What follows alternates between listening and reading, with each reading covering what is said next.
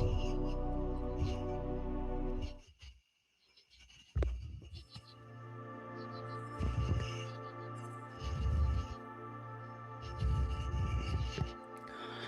right, hello everybody. We just want to take a second and welcome everyone who's joined us. We are High Point Scientific. Tonight, Dylan and I are going to be hanging out with you guys and bringing you a live view of the August 2026 partial lunar eclipse. Now, if you're unfamiliar with us, High Point Scientific, we're the largest astronomy retailer in the US with an entire team dedicated to amateur astronomy and astrophotography. We always put out tutorials, equipment guides, astrophotography videos, observing content, and of course, live streams like this. And we've got a lot more content coming up in coming weeks and months. So if you're interested, leave a like and subscribe, of course. But we hope you guys enjoy the rest of this live stream. If you guys have any questions at all, we would love if you reach out. No matter your experience level in amateur astronomy, you know, our goal is to make astronomy more accessible to everybody. So thank you guys so much for tuning in. Right now, our view, I am partially blocked by the trees, but you might see the moon sprinkle in and out between the trees here, but maybe in about 20 minutes, it's going to pop up there and we're going to have a nice full view of the full moon as we get ready for the lunar eclipse tonight.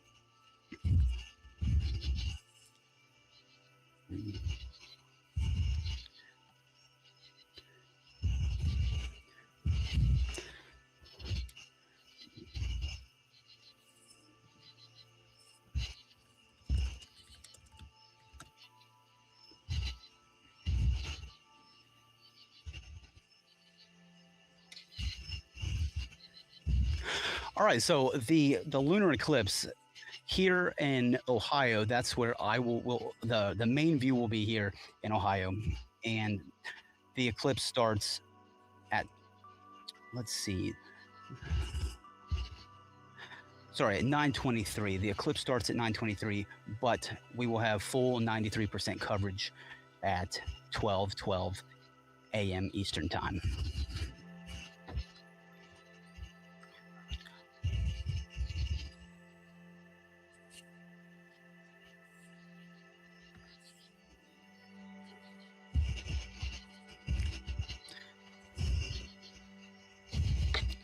So time until peak eclipse, as you can see on the countdown timer up there, is just under 3 hours. And my telescope, you can't see the moon, but it is currently pointed at the trees. We're waiting for the moon to rise.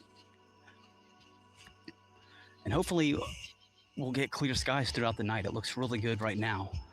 So again, thank you everybody for tuning in. This is a live view through a 90mm apochromatic refractor.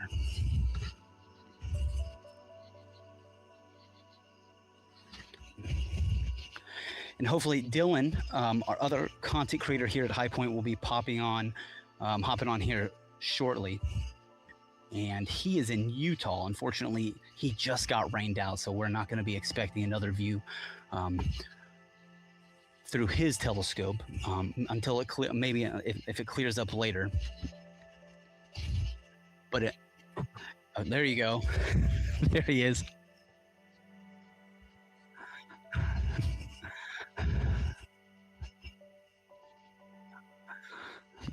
You cut out, you know, pretty briefly there, and we assume you got torrential downpour over there. All right, well, everybody, this is Dylan. So, yeah, we heard about your weather a little bit. So, introduce yourself real quick and tell us your role here at High Point.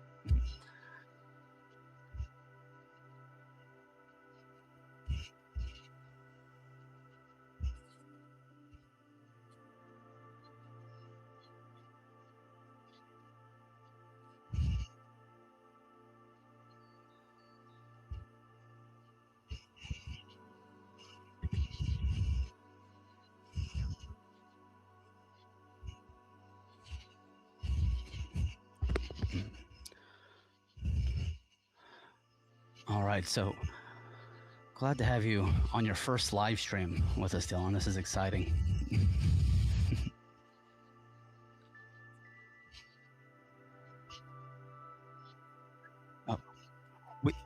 We might have a issue with your audio, Dylan. So Daniel, who's working at the back end of everything over in Tucson, he's working on making sure that Dylan is um, live and everybody can hear him.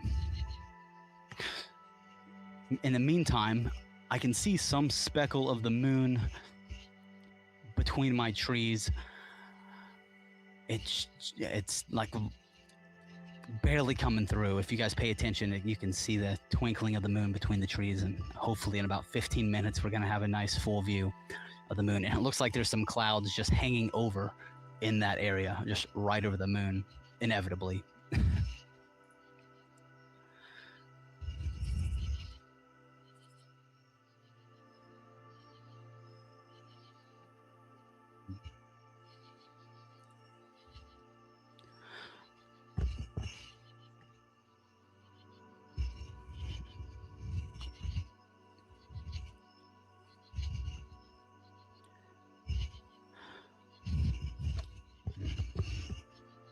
Let's see. All right. So again, for all of you guys who are tuning in tonight, I want to thank you guys so much.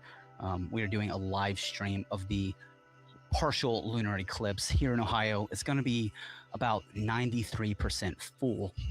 That means the moon is going to pass into the Earth's shadow, and the shadow will cover 93% of the surface of the moon. So at totality, at 12:12 a.m. Eastern Time, we're going to see most of the moon a beautiful, vibrant, bright red with a small sliver of white just towards the top.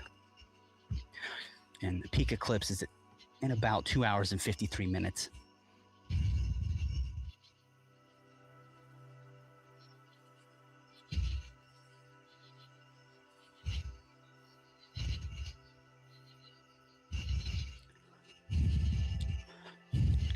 Yes, the screen is currently black right now, Anthony, simply because the telescope is currently pointed towards trees. The moon is right below the tree line, so hopefully here in a few minutes, that moon will pop right up and we'll be able to get you a good view.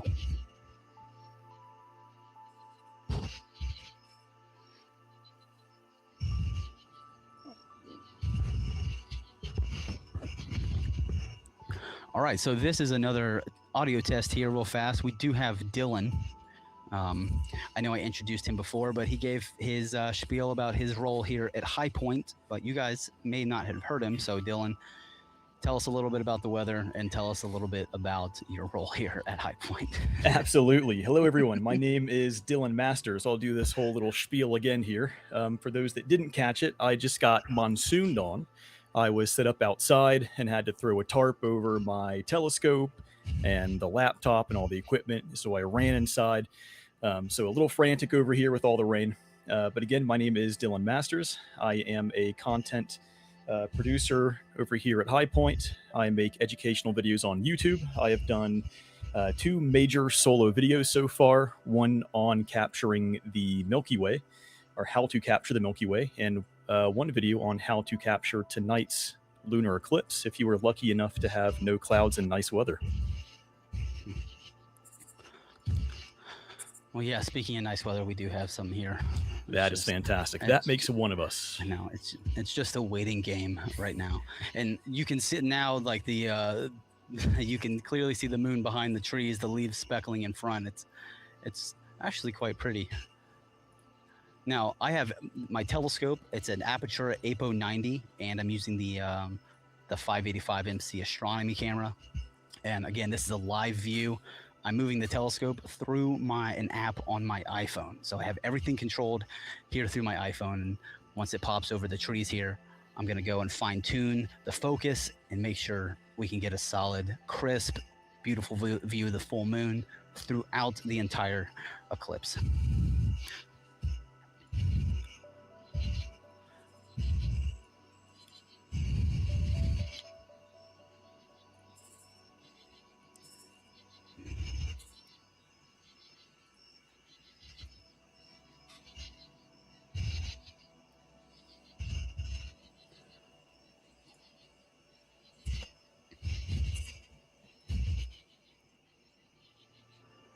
So tracking on my telescope, as you know, as the moon moves, the mount that I'm using is responsible for tracking the motion of the of the Earth's rotation. So it follows the moon up and as as it rises. It's actually doing quite well, and I'm looking at the moon right now. It's it's gonna pop over the trees any minute. It's gonna. I'm excited. It's been a while since I've seen a lunar eclipse. I think the last couple here in Ohio have been clouded out. It's definitely been a few years, so this is pretty exciting. Finally get clear skies for it. So unfortunately, in Utah, you guys don't have that. Yeah, that's par for the course, right? You get a big celestial event and then you get clouded out. It looks like quite a few other people in the comments here saying they also have clouds. And that's just the unfortunate reality that we cannot control the weather. So we are just along for the ride. Well, hopefully for all those, who are clouded out, we can provide you guys a really awesome live view of the lunar eclipse.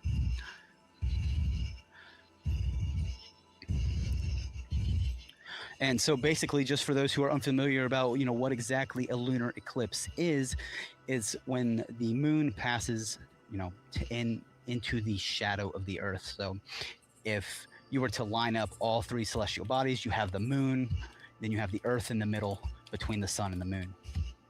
And it's lined up perfectly so that the moon just passes right through the shadow. You get two phases of the lunar eclipse. You have the penumbral phase, and that's the partial eclipse, and then right when the Earth is in the middle, that's the umbra, and we get the beautiful dark red vibrant colors of the moon, and that's called the Rayleigh scattering. The light from the sun comes through the atmosphere of the Earth and turns the moon a deep red orange.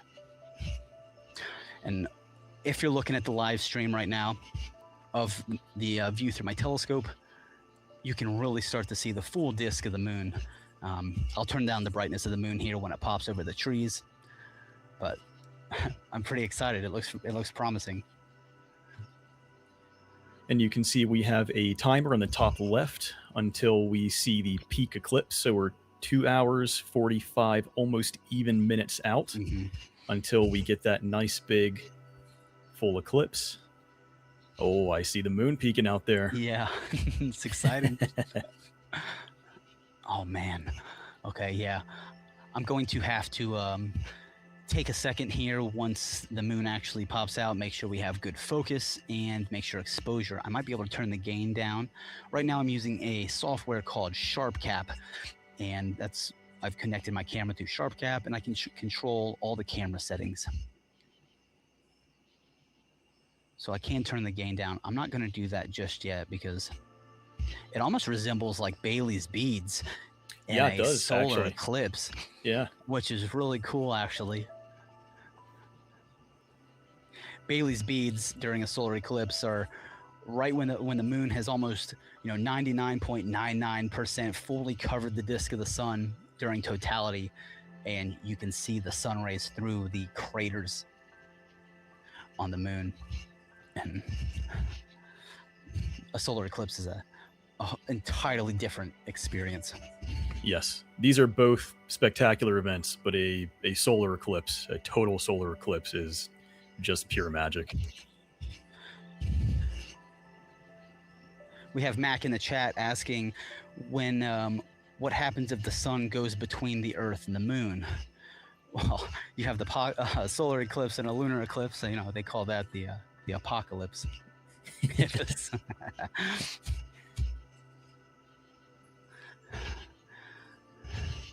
This is going to be a nice view during the totality. Like again, totality occurs at 12 a.m. Eastern time.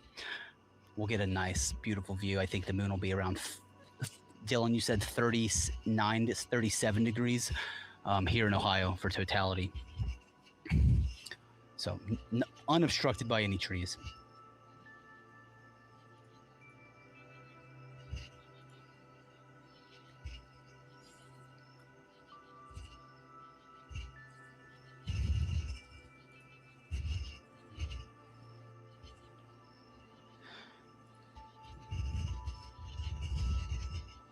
While we're waiting for that moon to pop out, it might be time for one of our first fun moon facts, I think. Oh yeah.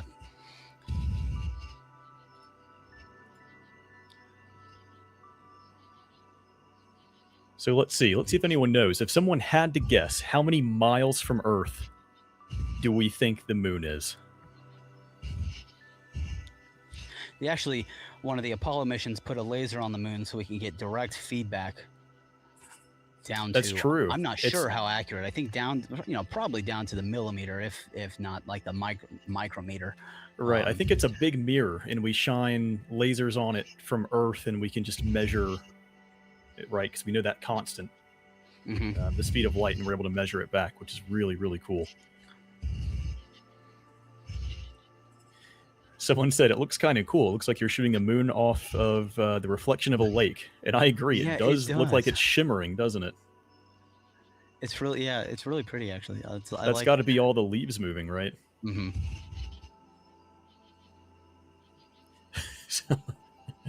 Someone said 32 miles. It's going to be a little bit longer away than 32.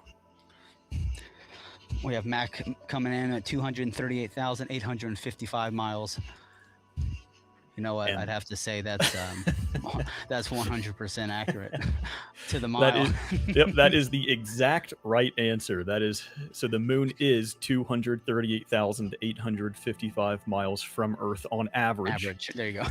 So tonight it is 245,277 miles away from Earth. So a little bit further than average.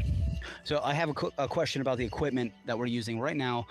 We're using the Apertura 90 APO refractor. It's a 90 millimeter triplet APO, a focal length of 540 millimeters. And the camera that we're using is a color, a 585 MC Pro. So a cooled astronomy camera. And we're running all of this through SharpCap. Currently we have a full 4K resolution at 48 frames per second, and that's going steady. So it looks like it's dipping. The moon's actually dipping behind another semi-thick chunk of leaves, but it should be popping out again here soon. But tracking and everything has been great throughout the eclipse so far. It's nice when everything like works well, for the most part, I guess, here over in Utah. Things are not working out so well out here in Utah. The rain made sure of that. That's true. I'm trying to keep an eye on my scope out there, make sure the wind isn't going to knock it over. What do I know you have a scope? What do you have set up out there? What's your equipment? Well, it's currently tarped over right now, but I have an ASCAR 120 APO sitting on top of an EQ6R Pro. And I went out last night and made sure everything was nice and polar aligned and balanced properly. And that's how you know the clouds are going to roll in. Yeah, it's a great scope, though. Really easy to move out there. Really was not that heavy. It's f7, 120 mil of aperture, so about 5 inches. The focal length would have been really nice. I was excited to test that out. I had a D850 Nikon DSLR hooked up on the back, and I think that would have framed the moon pretty nicely. Yeah, that's a good focal length, especially even for visual or lunar observation. Your view is a little bit tighter, correct? Yeah, and that's simply because of the smaller camera sensor. Right. Because yours would be a full frame, I believe, and the Nikon. If that's a full frame, this is a 1-inch format, I think, is what they consider. I don't even think it's a 1-inch format. So considerably smaller field of view.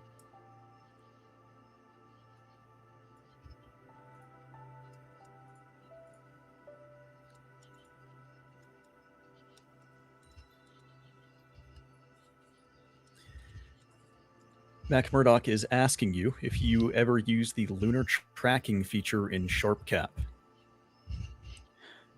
The lunar tracking feature, is that what you said, Dylan? I'm sorry. Yes. Someone was asking if you have used that or are using that in SharpCap. No, he has used the solar tracking feature, and he said it works well on a full disk. He has not yet tried it on the moon. Yes, I have used the lunar tracking feature, and I have not used I've used the solar tracking feature with the Skywatcher Heliostar a couple of times.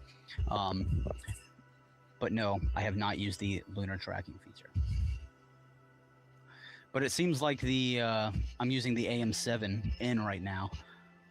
It seems to be doing, a pretty good job. I have it connected through Wi-Fi just in case it starts to drift a little bit. It is low on the horizon, so it tends to drift a bit more. But I'm making small corrections if need be, but I think we'll be good. As long as we don't need to meridian flip in the middle of the eclipse. That's what happened last time. The last eclipse that I was photographing, right in the middle was a meridian flip, and I was doing a time lapse, and there was an obvious jump in the time lapse because the meridian flip occurred right in the middle. Right. Have you touched your controls yet for this? Yeah, just slightly. Okay. Just a little bit. Yeah, I'm curious to see how well not too much we're gonna be dead center on this moon when it eventually pops out from behind these trees here. Yeah, if you guys see the view look like it's moving left, right, up, and down, that's me manually adjusting the mount to make sure everything's perfectly centered. I will say the bokeh effect is quite nice coming through the trees.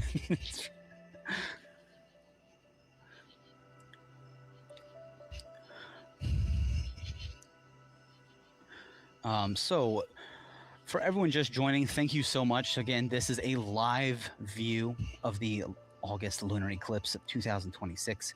At 9:23, that's when we started the penumbral eclipse. Technically, the Earth's shadow has, the umbra and the penumbra, and it just dims slightly. So there's not going to be much to see until around 10:33, and that's when the partial eclipse begins and Earth's umbra reaches the moon. At 12:12 a.m. Eastern time, we get the maximum eclipse, and that's going to be 93% coverage of the moon. So we're still going to get that beautiful blood red color. And at 1:51 in the morning, the partial eclipse officially ends. And after that, there's going to be very little difference. And the eclipse finally ends at 3:01 in the morning.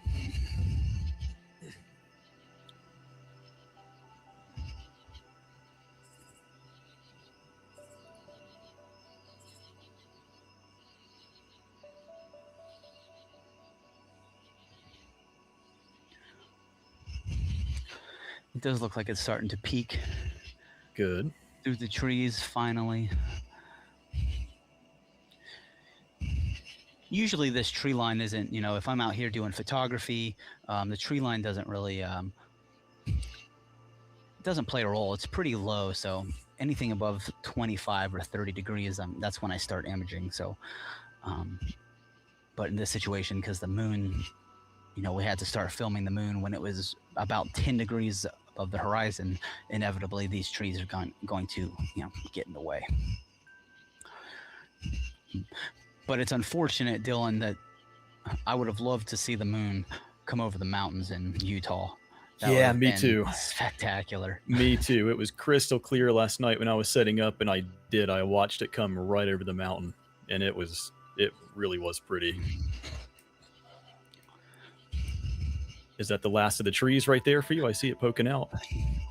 No, I don't think so. It's a good gap, but it is not the last of the trees. Here, I'll turn the gain down just a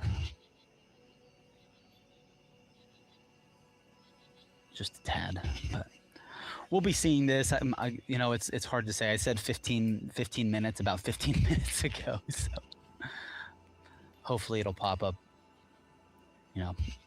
Yeah, hopefully soon before the partial eclipse. But it's I'm sure it will before the partial. It's making headway. It is only 9:30. The eclipse started 16 minutes ago officially. So.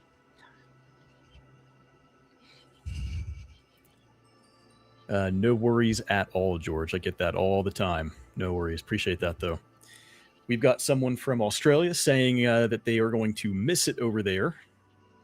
They appreciate that we are sharing it and that they get to see it live through us now. I was just about to ask, in the chat where everyone's from. We love to hear from you guys and see how far reaching this is. But I think Australia so far is the farthest reaching viewer that we might have.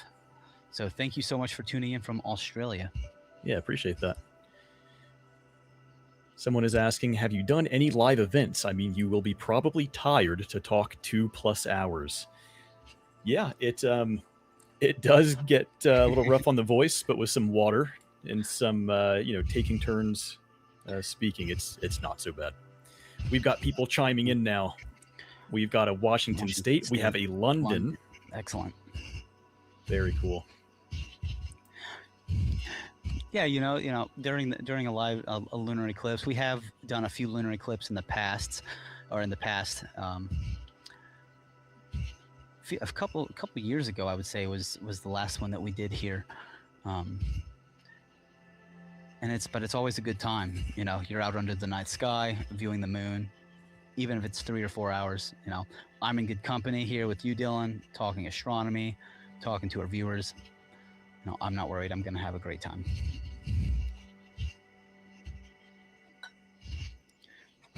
We got more people chiming in here. We've got Illinois. We have Ukraine, Boston, Kentucky. Excellent. So for those of you with clear skies on the East Coast, you will probably, or in the East in general of North America, you will have the best views of the eclipse.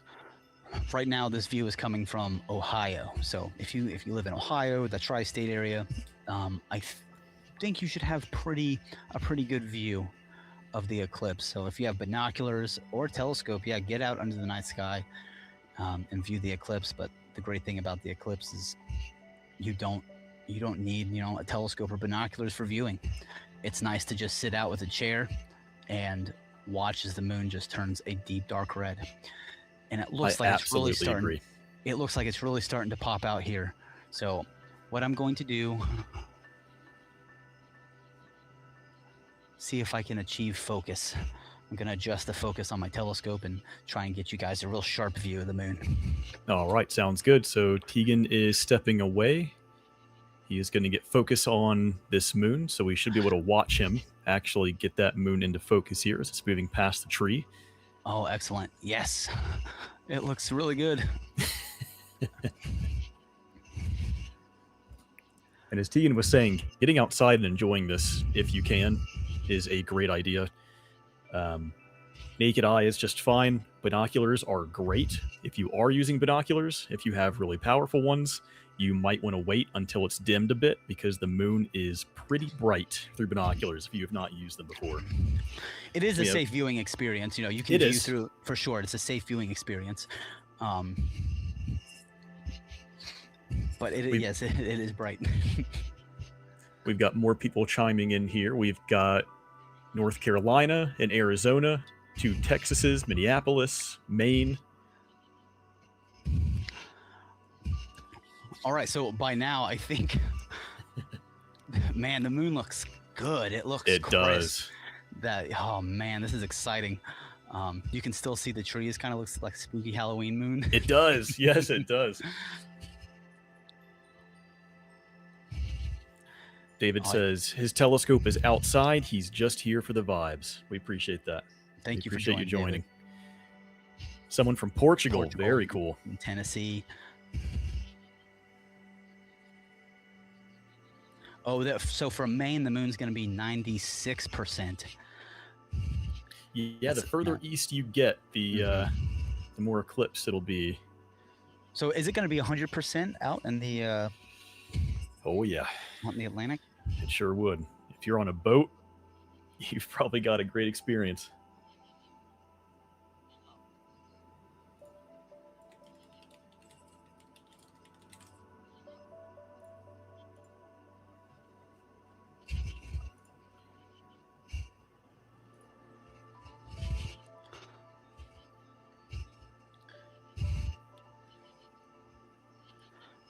All right, so the first moon fact, for those that missed out or just joining us, we talked about how far the moon lies from Earth, and the distance is 238,855 miles, but that's on average. It's currently sitting at 245,277 miles from Earth. So the next and almost directly related fact is, what we want to ask you guys, the viewers, how long do you guys think light takes to travel from the moon to the Earth?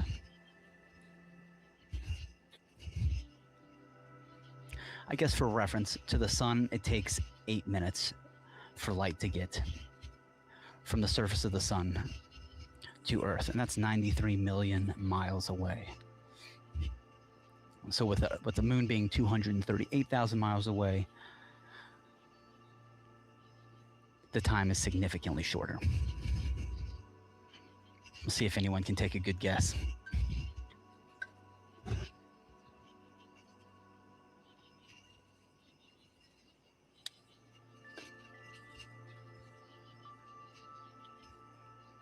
We have a guess at 1 minute. Yes, as in light speed. How fast does it take light to travel from Earth to the moon at the speed of light? We'll wait for a few more to roll in here, but so far we have a 1 minute, we have a 3 seconds, we have a 2 minutes. So if the reflection of the light of the sun went out, how long would it take for us to see it? We have 2 minutes, 1 second. I see a couple of right answers. Looks like people are starting to hone in here.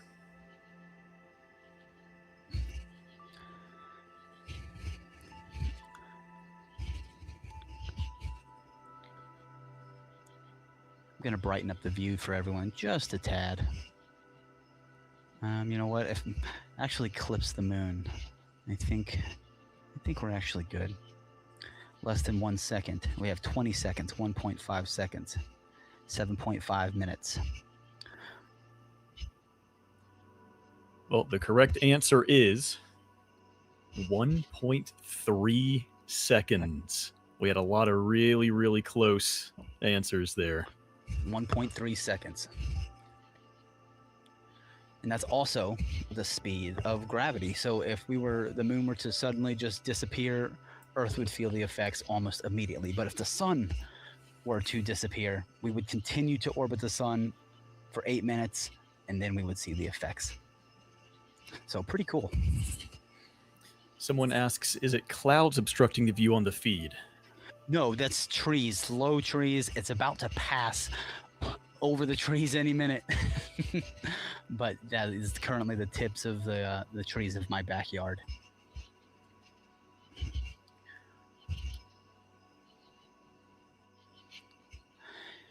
In about 45 minutes, we're going to enter the partial phase of the lunar eclipse. And what we're going to see during the partial phase, you're going to start to see the shadow, I believe, coming from the bottom left side of the moon.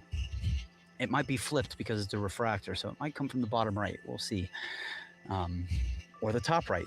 But regardless, you'll see a slight shadow fall over the moon slowly over the period of about an hour and a half, hour and 45 minutes until about midnight, where the moon will be a vibrant, bright red. And during the partial eclipse, as the shadow progresses, as it starts to cover the moon, it starts to kind of look like a crescent moon, but just a little bit different. It's a little bit softer. It's a pretty cool experience. And the clouds look like they might be coming in a little bit. We'll see. Ohio weather can be unpredictable a little bit. We have someone saying, who gets it closest, 1 or 2? Well, it is 1.3 seconds. So if you guessed 1 second, 1 second would be the closer. Someone is asking what scope you were using, Tegan. Right now, I'm using a 90 millimeter refractor, specifically the Apertura Apo 90. It's a triplet refractor designed for astrophotography, but it excels at visual as well and planetary.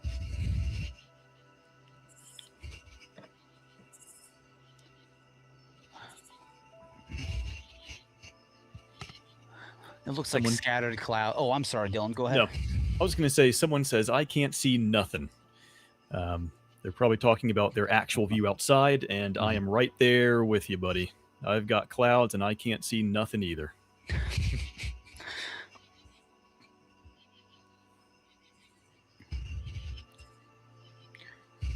So Dylan, since this is your first live stream, tell us a little bit about how you got started into amateur astronomy. Yeah, so I've always been interested in astronomy, just in general. My grandfather worked for NASA for his entire career. He was an aeronautical engineer at Langley, Virginia. He worked in a 16-foot wind tunnel, and he would test scale models, trim characteristics. I think it was mostly for the space shuttle's re-entry back into Earth's atmosphere. So I've always been around it, and I don't have the math acumen to be an engineer like that. So I decided I would take pretty pictures instead. And that's pretty much how I got started. Very cool. And I saw the moon through a pair of binoculars, and it just wowed me. And I said, you know what? I can do one better than this. I can get a telescope. I bought a telescope that was way too big, as a lot of beginners do, and eventually found my way into something that was more manageable, and just developed from there. The view through a good pair of binoculars of the moon is quite surprising. I agree. It's because it takes on that three-dimensional shape. Because with the parallax effect of why humans using two eyes, and while the details through a telescope of an eyepiece, you get to see the magnification of the craters, but it's something about viewing through binoculars, a big pair of binoculars too, is really cool. I remember viewing, before I had a telescope, I was viewing Jupiter through a decent pair of binoculars, and I couldn't see any detail, but I could see the moons of Jupiter. And I remember as a kid not knowing what it was necessarily. I'm like, I know that's a planet, I just don't know what it is, and just being mesmerized by that view.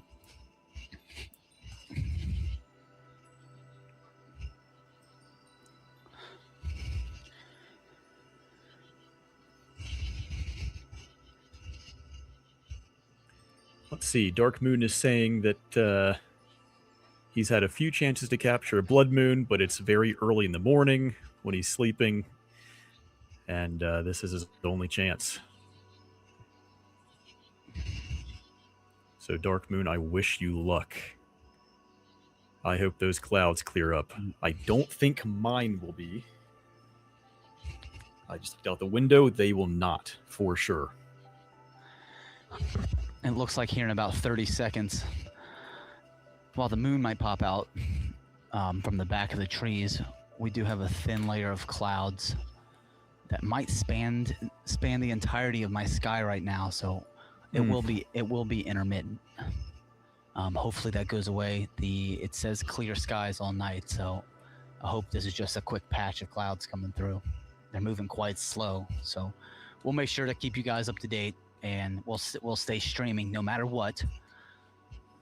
And hopefully we can get some intermittent views of the moon.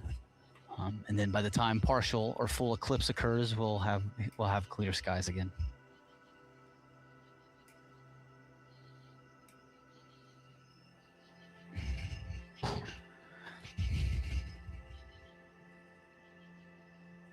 Animal Crossing 3DS says there is no cloud cover for me. Tonight is a full moon for me. That is fantastic. Absolutely fantastic. So for all those tuning in, this is a live view of the lunar eclipse through my 90mm telescope. Again, my name is Tegan, and we are here with Dylan. And working the back end of things over in Tucson is Daniel. So he has put a lot of time and effort into making this live stream possible. So everybody give Daniel a big round of applause in the chat. I agree. Big thanks to Daniel. But yes, we are High Point Scientific here. And, if you're unfamiliar with High Point, our entire team is dedicated to amateur astronomy and astrophotography. We always put out tutorials and equipment guides. And we have a lot of astronomy content coming in the next couple of weeks, next several months. And so if you guys are interested in enjoying the live view, make sure to like and subscribe, because we love to do live streams. It looks like the moon's passing behind the clouds now. Let me see if I can get a better view. Yeah. That's unfortunate, but a lot of they should people be are reporting intermittent. clouds right now. Yeah, a lot of people.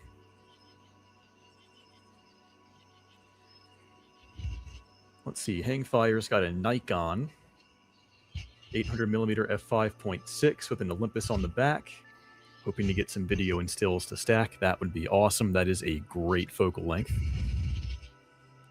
Greg says, hello, please say my name on camera. So there you go, Greg. Hello, Greg. Is the C-Star S30 Pro a good scope to capture this with? Dark Moon is asking. Yeah, the C-Star S30 Pro, it has a great lunar and solar imaging mode.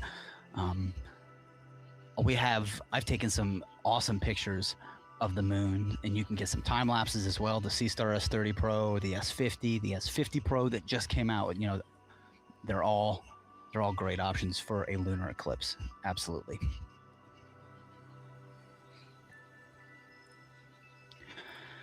So right now you're seeing a black screen because there's clouds over the moon, unfortunately. Hopefully they'll pop out soon. The clouds do look intermittent, but again, this is a live stream, and currently it is 9:56 Eastern time. And you know what? This is part of the live stream experience. Sometimes you get tree branches, sometimes you get clouds, sometimes a monsoon blows your laptop over and you got to run inside and do the rest of your live stream. That's just the way it is. But you know what's almost as pretty as the moon behind the trees is when the clouds lighten up a little bit and they shift over the moon. It looks so cool with the clouds just slowly drifting in front of the moon. Oh, now they're drifting away. Yeah, it's very cool. Yeah, that's awesome.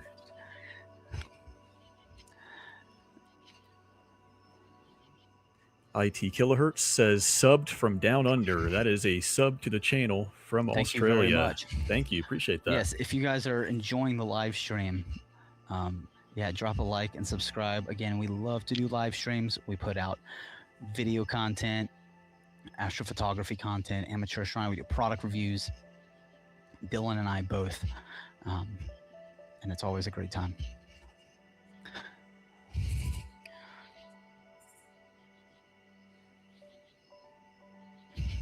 So right now we're getting a weird mix of clouds and leaves in front of the moon, and it almost looks like the clouds are shimmering, but that's actually the leaves. It looked like the clouds were doing like a weird tornado effect, but from the wind, but it was the leaves.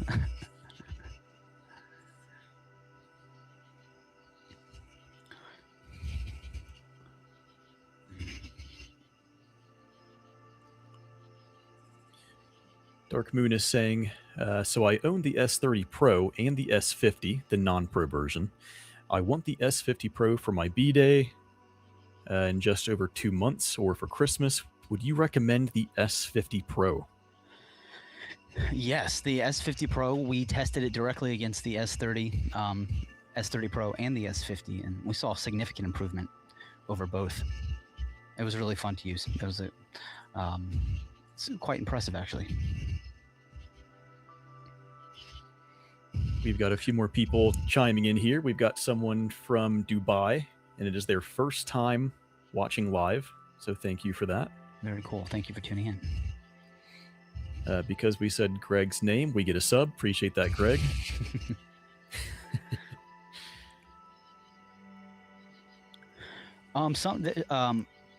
Alyssa, she's asking about. They're asking about a solar storm tonight and possibly seeing the northern lights. I'm not sure if there's a solar storm or an event, a solar event that occurred, but that's something I can check here.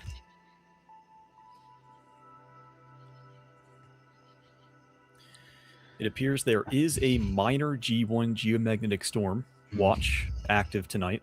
So a G1 is pretty minor. You would need to be at extreme northern areas to be able to see that, more than likely. G1 through 5, correct? Or is it 1 through 9? I believe it's through 5. Through 5, yes.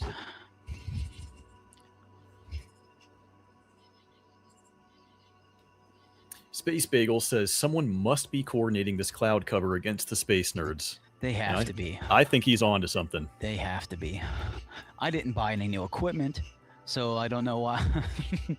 Typically, when you buy equipment, that's when the clouds come. But at least we're getting some intermittent views of the moon. I just hope during the partial eclipse and the full lunar eclipse we get some clear skies. But nonetheless, we'll be here live streaming and having a good time talking about all things astronomy and astrophotography.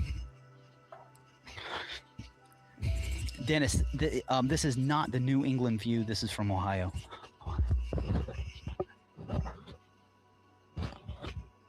Another sub from Salty Jim. We appreciate that. He's got completely clear skies in Chicago.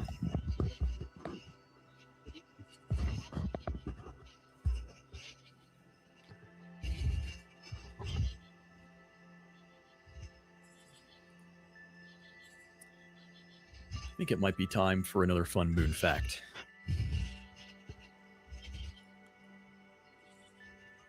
You know, let's form this as a question. What is gravity like on the moon compared to Earth's gravity? Any ideas?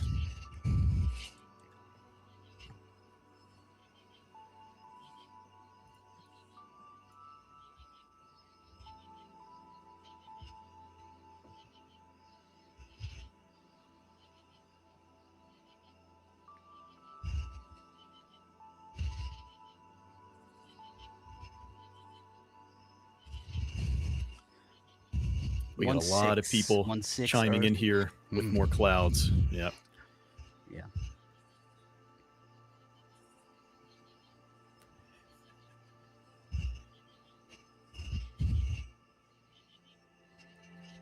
Highlander comes in and says 1/6 of Earth. Salty Jim says 30% of Earth's gravity.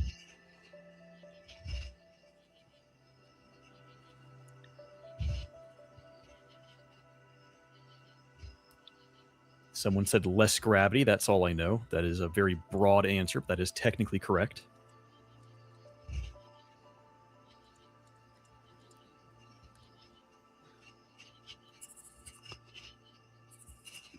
Less gravity.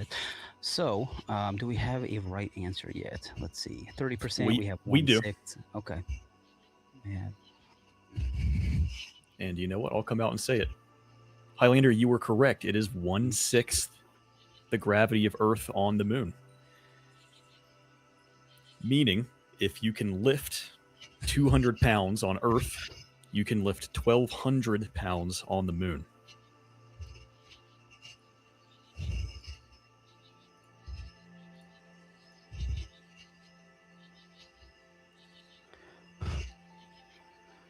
All right. Looks like the clouds are starting to dissipate a little bit.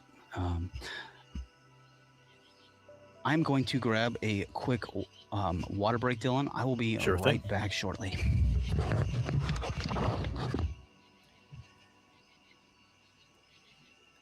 And of course, Tegan leaves as soon as we get a nice, beautiful view.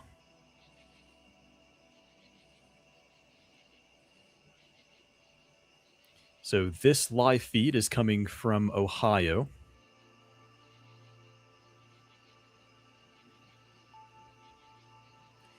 Someone said, I can't lift any pounds. I only lift kilograms. I do not know that kind of math off the top of my head, unfortunately.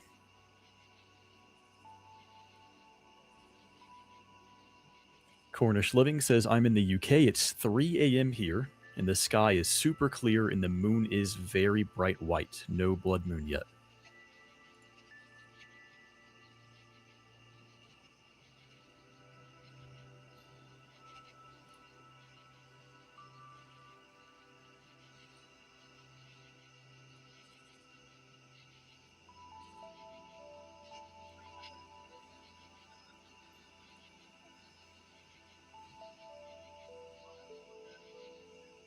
And it looks like we have more clouds rolling in.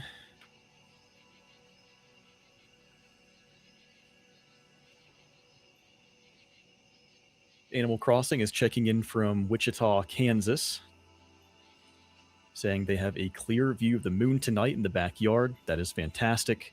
Celestial events happens to be a day before my birthday. That is fantastic. That is a great birthday gift for you.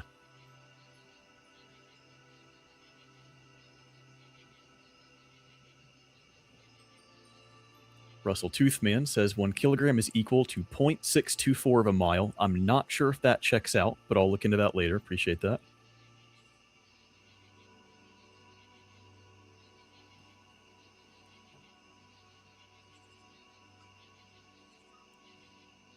Jonathan Kane says the moon is near the horizon in Denver, and it looks huge because of perspective, and that is true. The lower the moon is, the larger it appears. There's some sort of illusion happening there. All right, thanks for holding the fort down, Dylan. I am back. Yeah, no problem.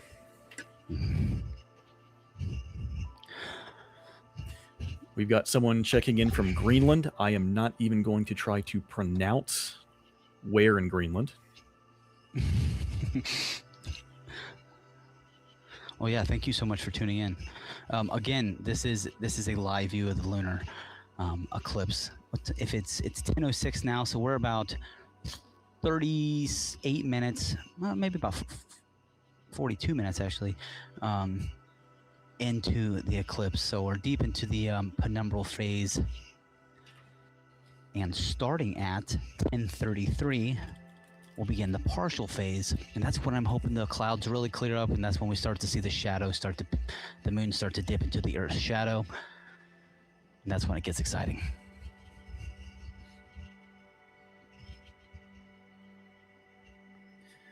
Someone is asking how much slower time is on the moon. That is an interesting question. I believe actually it would run slower on Earth because the higher the gravity, Correct. the slower the time. It's not going to be by much. I'm almost positive that they actually have to account for that on GPS satellites. Mm-hmm. Out in orbit. They have to attune those clocks. It's something in like the microseconds, so it really is nothing substantial. Yeah. It's the less gravity plus the speed, so the faster you're traveling, you're also experiencing time dilation. Let's see. So the yearly difference, the yearly difference is 0.02 seconds between Earth and the moon yearly. Yeah, so we're talking minuscule amounts. Mm-hmm. Good question, though. It's still cool that that's measurable. I think that's incredible that that's measurable. Yeah.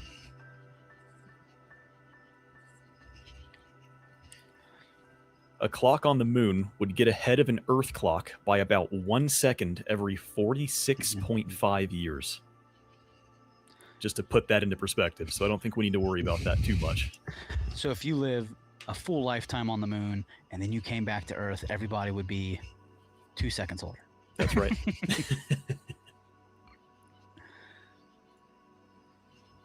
Yeah, great question. And you know what? We encourage more questions like that. Yes, any questions about the equipment that we're using, anything about the lunar eclipse, we highly encourage. We love hearing from you guys. We've got Klein checking in from Germany. We appreciate that.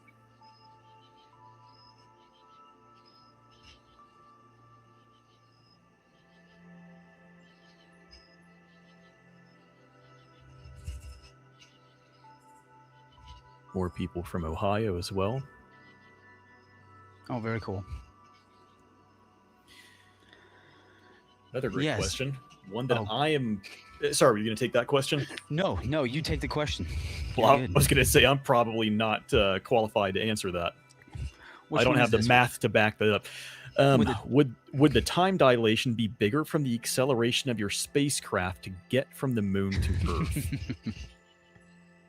You want to break out a whiteboard, Tegan, and do some math for us?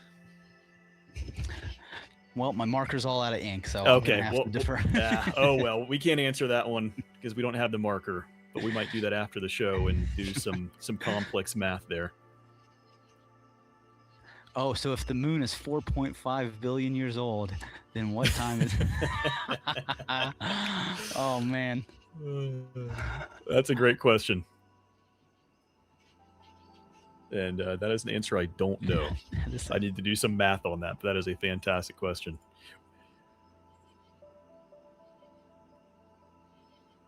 That is a crazy thing to think about.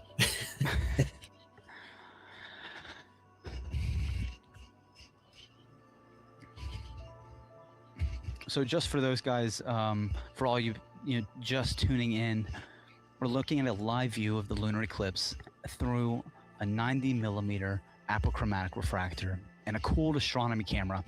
Right now we have intermittent clouds, so if you stay long enough, you'll see the moon, pop in and out. The partial phase of the eclipse begins in about 23 minutes, and that's when you start to see the shadow appear, or the moon crosses in front of the Earth's shadow.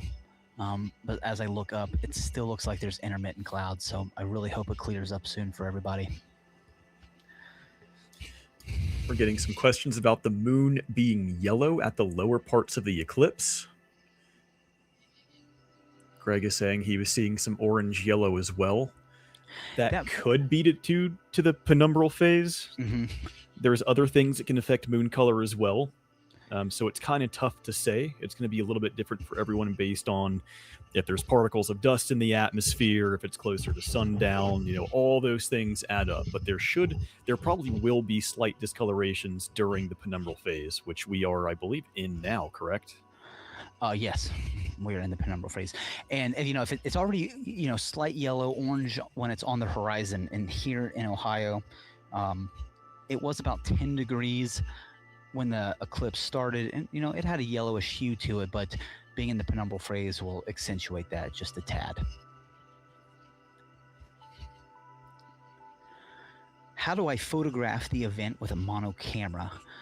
Myth is asking. A 2600 Mono Pro and a 500 millimeter scope. Unfortunately, we don't have access to a one-shot color DSLR, and I'm using an ASI Air.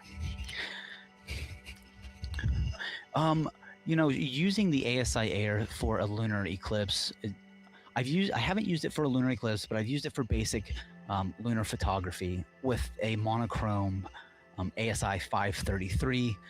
And what I did, I would shoot several images through my LRG or my RGB filters, and then combine them to create a color image. For a lunar eclipse, I would probably do the same. Make sure that you have good exposure time. The moon's properly exposed, of course, and start with your red filter. Take several images, maybe 20 or 30. Do that with your green filter and your blue filter, and then stack them separately, and then combine them for an accurate color image. And I think that's the way that I would go about it. So that's a good question.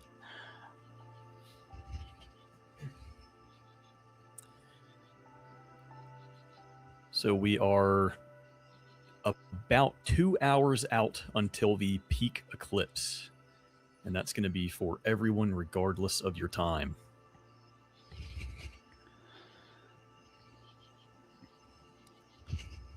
That's 12:12 a.m. Eastern time. I was hoping, with these clouds gone, when the moon is full, you can the eclipse is full, you can start to see stars pop out that you typically can't during a full moon, and it's really cool to see the deep red color of the moon with stars. And I know Saturn, it might be up soon, so it would be cool to see Saturn and the lunar eclipse occur, at the same exact time. I'm not sure if we're gonna get that though.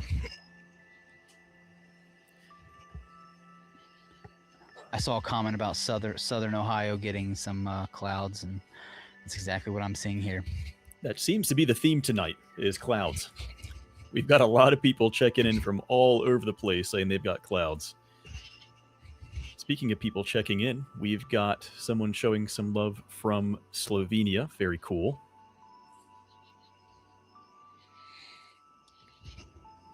We've got people getting pockets of clear night sky in the UK. That's fantastic. Take what you can get.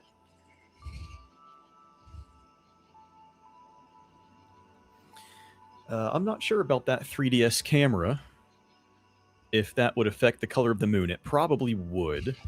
but you'll still probably be able to pick up the color of the change, I'd imagine. We've got clear skies in southwest Pennsylvania, looking through an ASCAR 50P and 585 MC air. That is Very a cool. fantastic setup.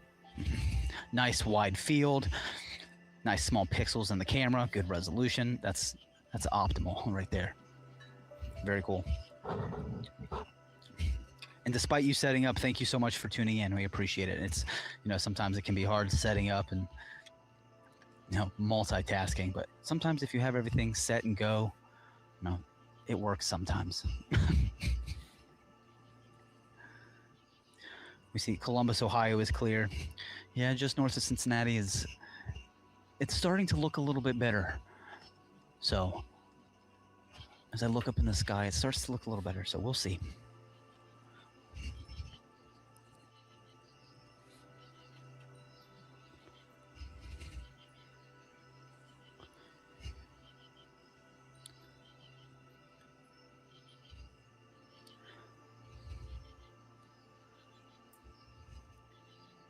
Where's the moon? Someone is asking. The moon is unfortunately behind some clouds. This is a live view of the moon, but it's covered with some intermittent clouds. If you stay, you can see it peek in and out, but it looks like the clouds are shaping up to look a little bit better. It's definitely out of the tree line. It's above the trees. That's not anything that we have to worry about, but right now it's just the intermittent clouds. We've got a technical question here. Can I use the AVI feature on the ASI Air to capture the moon on future eclipses with a one-shot color? That's a great question. I have not tried that. I would assume that the 2600 MC Air, which is what I commonly use, has the same feature, the AVI feature. But I haven't used it to capture an eclipse. I'm not sure what my frame rate would be. And if you're directly connected to the ASI Air, maybe if you have a planetary camera, you could get a decent frame rate. But that's what I would be worried about, would be a decent frame rate. So definitely something to test and try out, though. JB Vids is saying, I am super excited about this. Do we need to wear some glasses for this or no? That was actually going to be one of the next moon facts. Lunar eclipses are completely safe to view. It actually gets darker. The moon gets much darker during the lunar eclipse. Well, as it does during a solar eclipse, I suppose. But even during a total solar eclipse, when the moon covers the disk of the sun, even if it's 99% covered, you still can't look at the sun because it's so bright. So you definitely need glasses and the appropriate equipment to observe or look at the sun in any way, shape, or form. But for the moon, you can safely view the moon with a telescope, with binoculars, with your naked eye. And in fact, the peak of the lunar eclipse is when the eclipse will be the darkest, or when the moon will be the darkest. Okay, it looks like there's a small break in clouds right now. Finally, we're seeing the moon. It looks quite nice still.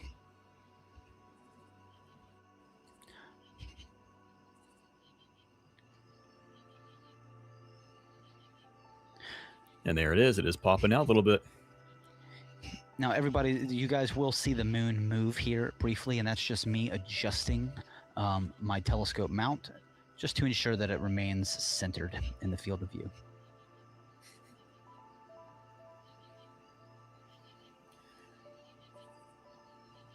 Astro Kev is saying, every time we want to image during a new moon, it's cloudy.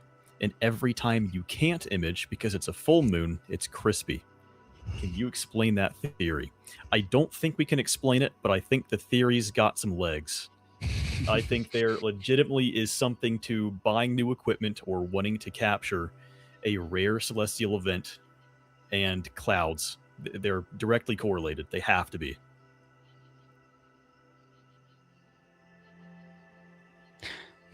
Yeah, that seems par for the course. All right. Nice full view of the moon. And this might just be temporary, but it looks very nice. The hard thing about the penumbral phase is it's hard to tell, when it's began. in about 24 minutes, the partial phase will begin, and that's when we'll start to see the shadow. We've got some great questions coming in here. What about using the iPhone 17 Pro Max for pictures of the moon during the eclipse?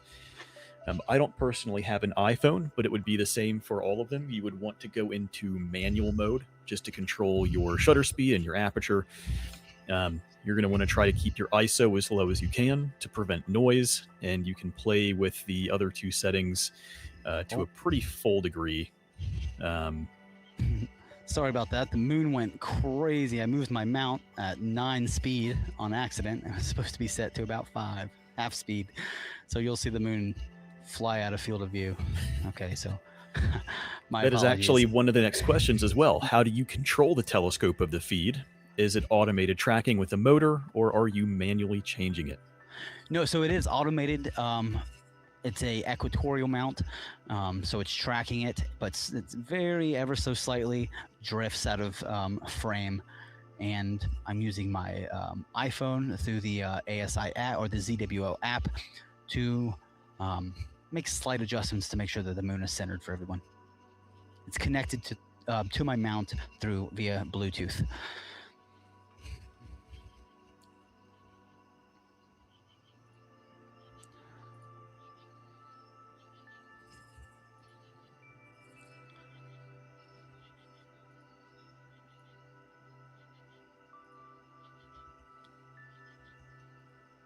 Droner Wayne chiming in saying no clouds just outside Toronto. Got the C-Star S30 Pro and the S50 running. Very cool. That sounds awesome.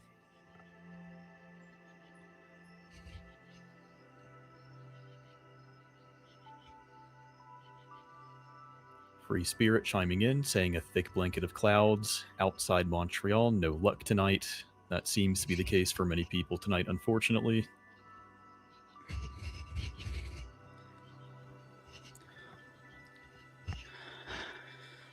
Man, it said clear skies all night, and there was not a hint of clouds in the forecast. And here they are. It's just wild.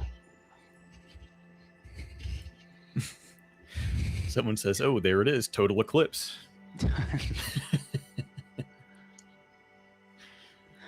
So coming up in about 11 minutes is when we get the partial eclipse phase.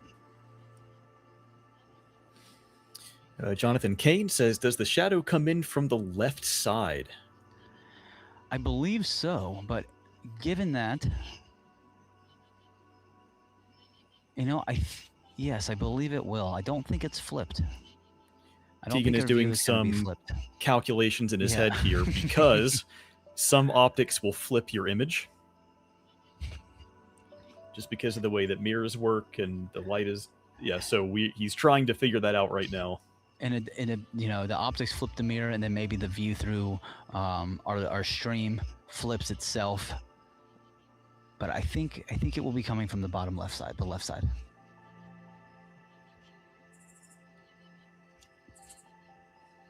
See, Hazel says, talking of equatorial mounts, I am contemplating getting a bigger tripod and a wedge for polar alignment for my S30 Pro. Do you guys have any recommendations regarding tripods and wedges for that? I know for the equatorial mode, I like to use my photographic Manfrotto tripod. It has a ball, a pan and tilt feature, and that's basically what you need to make sure you can polar align. Manfrottos are nice and sturdy if you're looking for a photographic tripod.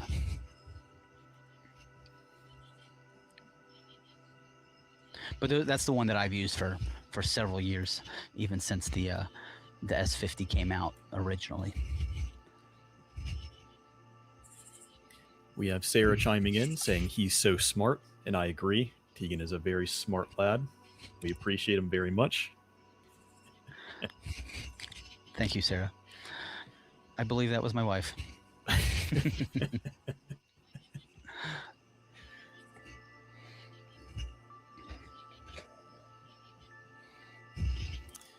We've got a serious question from AstroKev. He says, I've got a 432 millimeter for solar and lunar, but I didn't realize how massive the pixels are. Looks awful. What setup is that camera commonly used for? A 432 mono. I have to look at the specs on that. I'm not sure off the top of my head.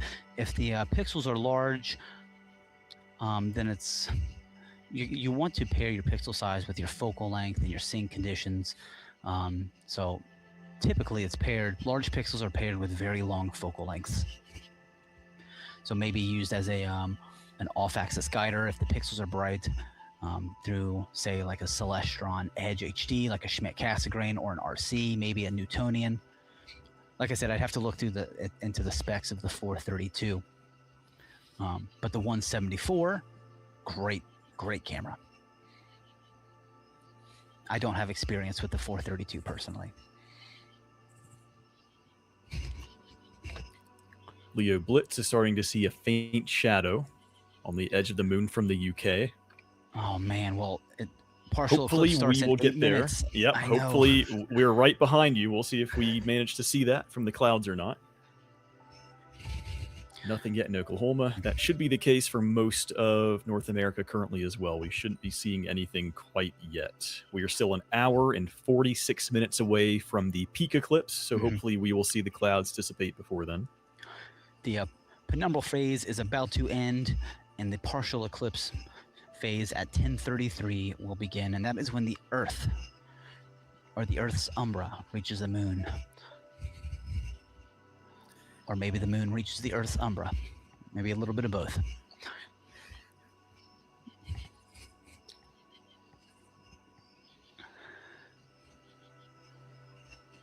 And at 12:12, we have the maximum eclipse.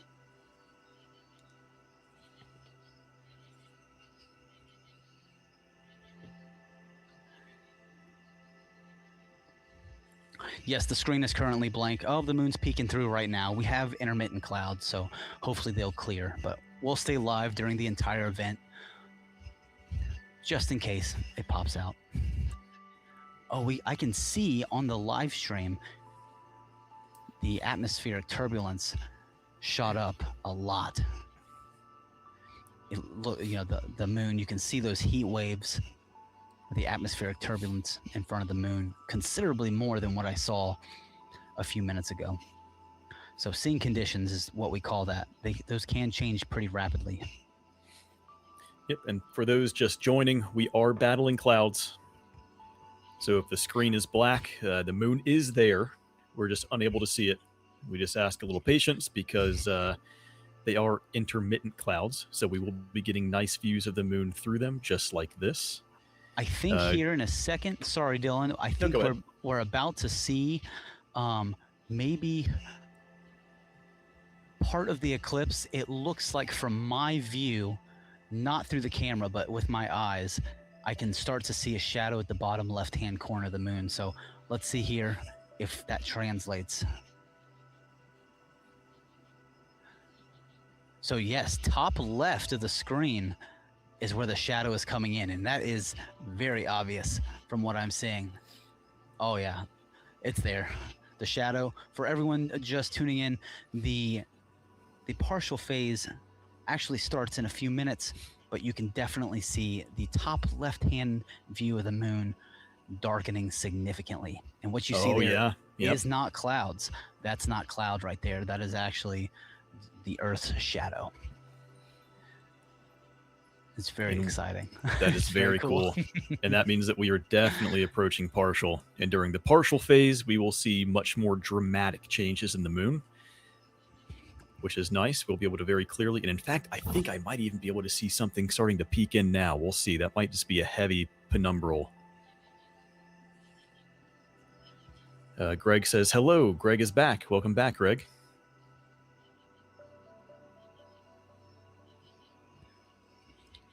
And we have full coverage of clouds.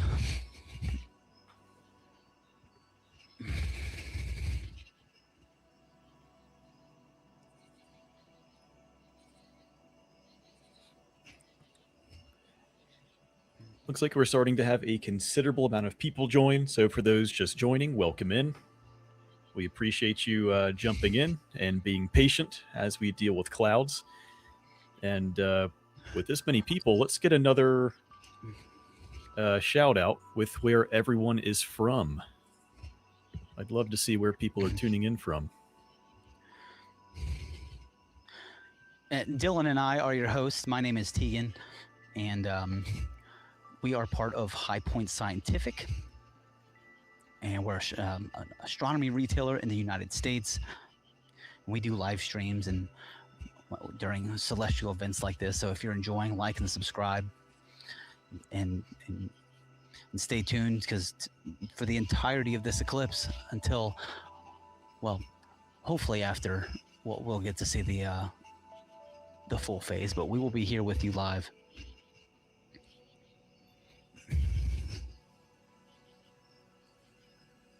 We have North Carolina, Guyana, Rochester,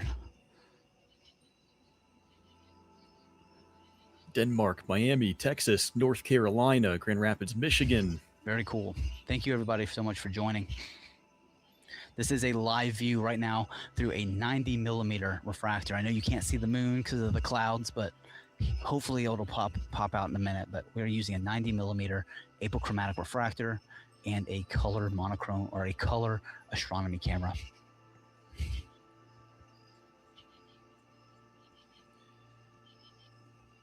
We've got someone from Morocco asking what to do about tall buildings if you can't see. Well, unfortunately, we cannot move the tall buildings, but we can move ourselves. So that's going to require, unfortunately, packing up and heading somewhere where you don't have those tall buildings.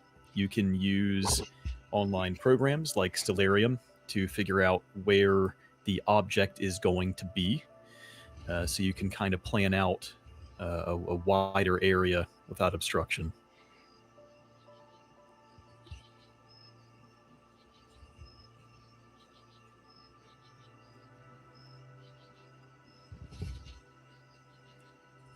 More people chiming in.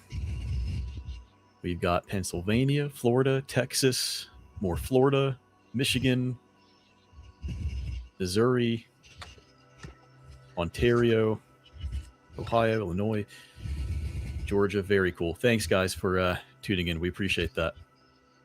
We're seeing shadowing here in Oklahoma City, bottom left-hand corner. I'm seeing the same thing here in southern Ohio, but when the clouds aren't interrupting the show, of course.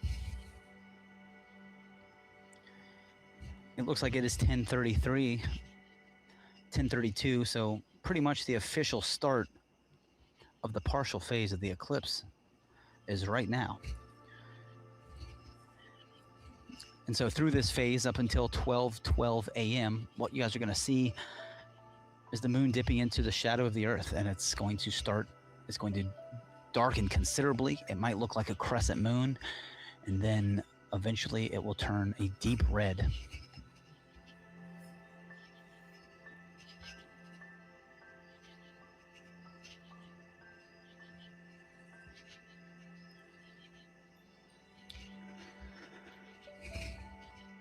And you know what? We love answering questions.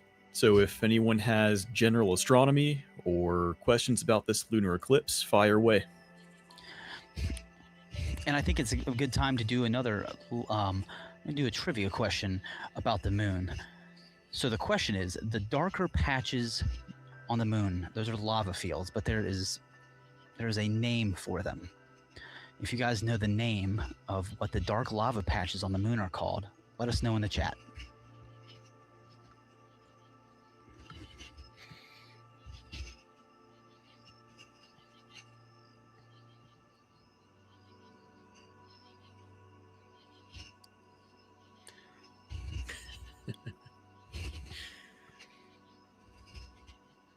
A while ago, they were thought to be seas. That's a hint, like the Sea of Tranquility.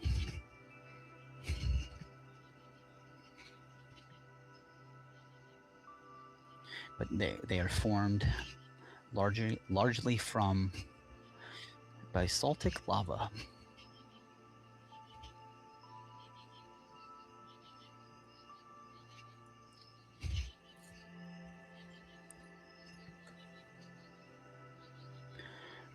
All right, we have Answers: Maria, craters, mare.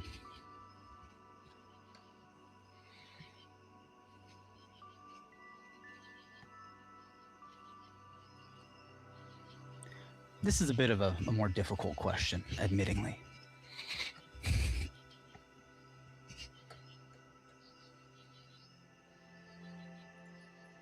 But those who guessed mare, Maria, you are correct.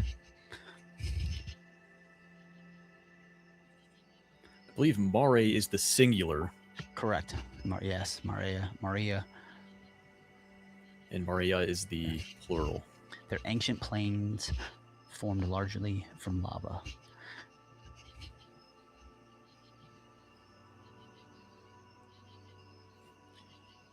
Leo Blitz chiming in, saying when I started recording with his S50, it mistook the street lights as the moon, and he had to redo things there.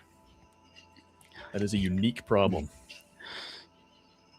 So for everybody tuning in, this is a live view. The moon is just starting to pop out behind the clouds for a brief second right now, from what I can see. And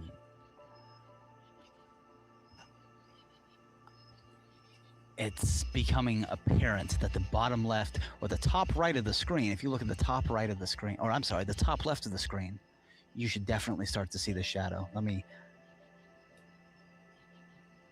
bring up the sensitivity here.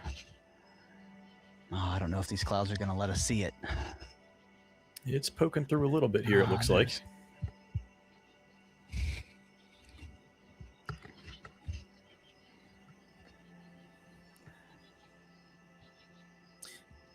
That is a great question, Animal Crossing. Animal Crossing asks, does the lunar eclipse affect certain animals who rely on the moon? I don't know for sure, but I would imagine that certain bugs and certain animals do use the moon's light to navigate, so I would assume that it would. I know during solar eclipses, bats will come out and crickets will come out, so there definitely is some kind of effect happening, at least for a full solar or a total solar. I'd imagine something similar might happen for this as well.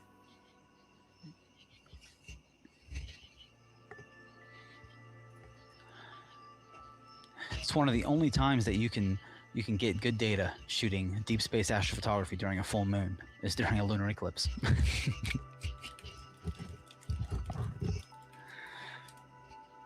You don't have to worry about all that light pollution.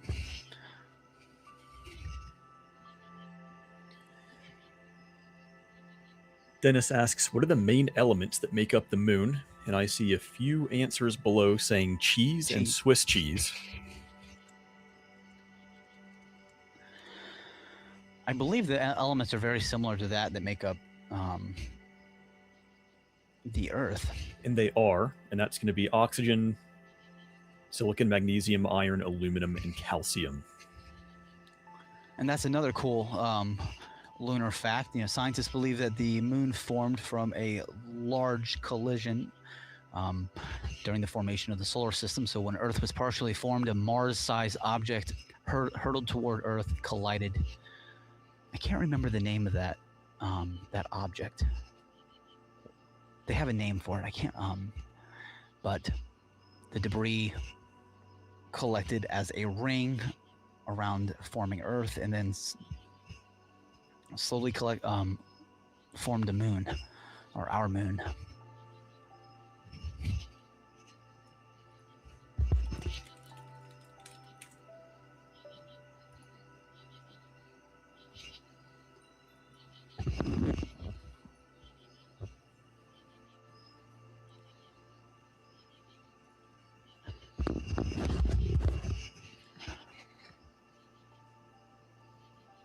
Someone is asking the fact that the Mars and the lunar eclipse both happen now as a coincidence. I am not sure about any Mars eclipse, so I am not entirely sure on that.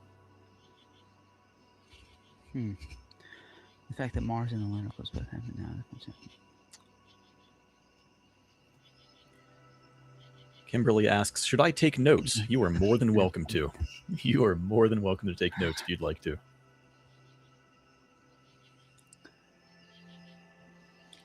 Another fun fact is that a lunar eclipse only occurs during a full moon, and a solar eclipse only occurs during a new moon.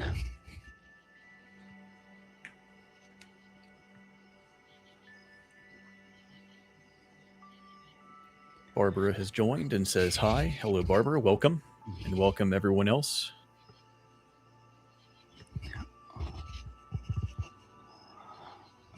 Unfortunately, we are clouded out right now. Hopefully, intermittently these clouds, come through. But can you see the moon with your eye through the clouds, or yeah, they're pretty yes, thick? I can see the light of the moon behind the clouds. So the clouds are thin, but just thick enough to completely obscure the disk of the moon. And it just seems like these clouds are relentless. I don't see any break in them, but we'll still be here because there has been some, gaps that we've been able to spot the moon through. So.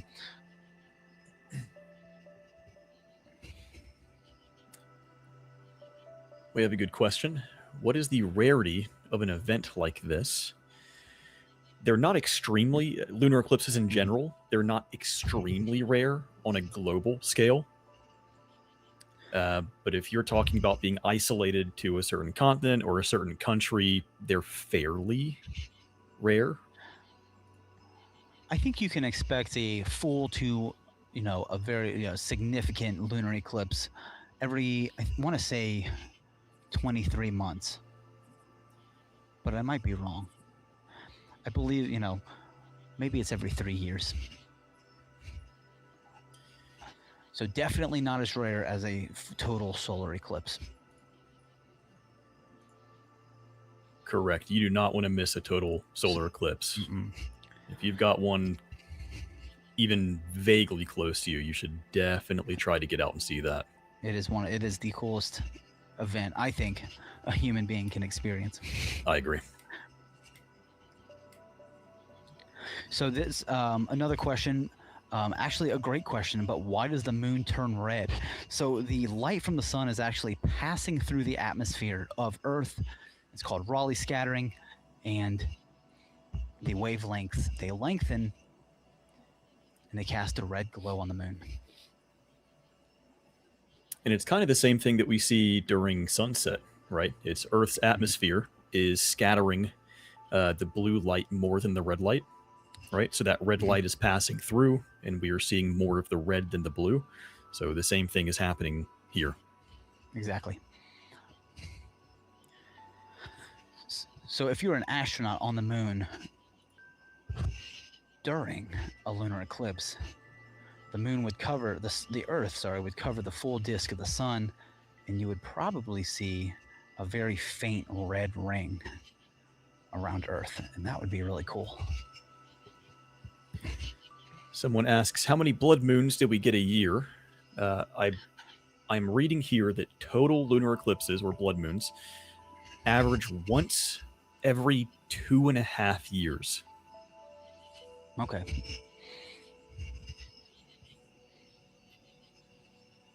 So I would call that semi-rare. I mean, that's a long time to wait. And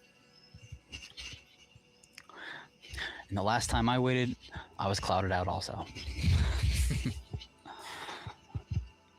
Man. So yes, sorry about the clouds, folks. We are live, and we'll be here for the duration of the eclipse. The max peak eclipse is at 12:12 Eastern time. About an hour and a half.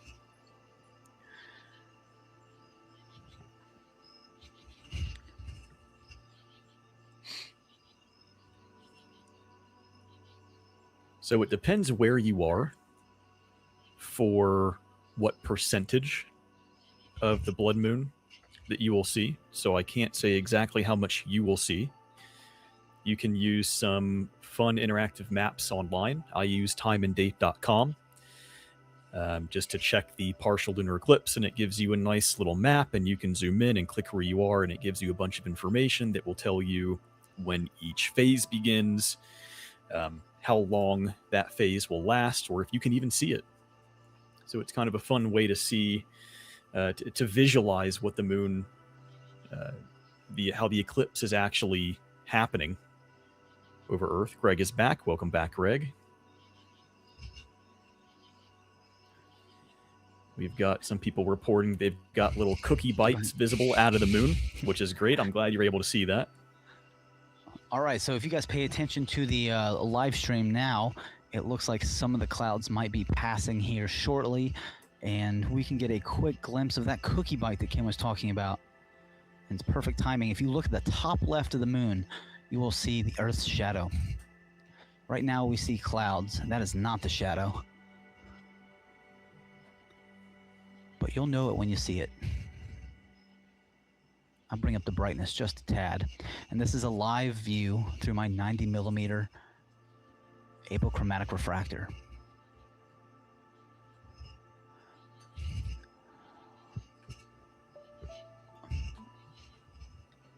All right, so these clouds are passing.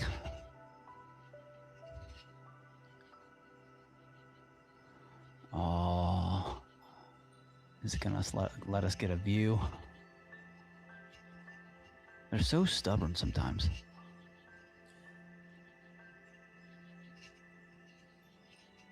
Well, if I brighten it up a lot, yeah, you can see the chunk on the left hand taken out just a tad. Or looks like we're being enveloped by clouds again.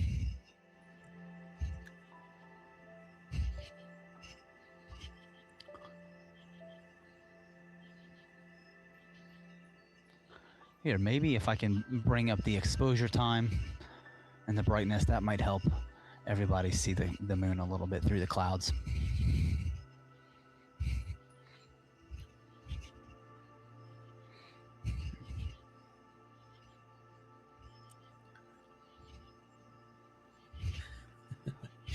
We've got the age-old question: if the moon is going through an eclipse event and the sky is too cloudy to expose it, does it still happen? Yeah, it's still happening back there. I bet it is. It better be, or we have a problem.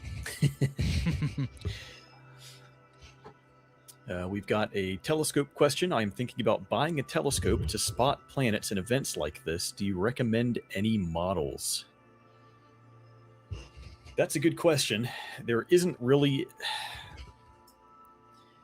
a do-it-all telescope.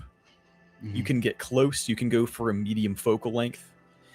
But for getting up-close views, you will want something with a lot of focal length. Typically a Dobsonian, a 6-inch or an 8-inch Dobsonian is a great first telescope. You know, it's a manual telescope. You move it up, down, left, right, and it's on a swivel base. And these large apertures give you incredible details. Saturn's rings, Jupiter's color bands, craters on the surface, deep sky objects under dark skies. Oh, it looks like there's a bat flying in front of the moon right now. That is very cool. You guys will catch it on camera here if you see it. You can watch it. That's very cool. Someone commented Celestron 8 SE.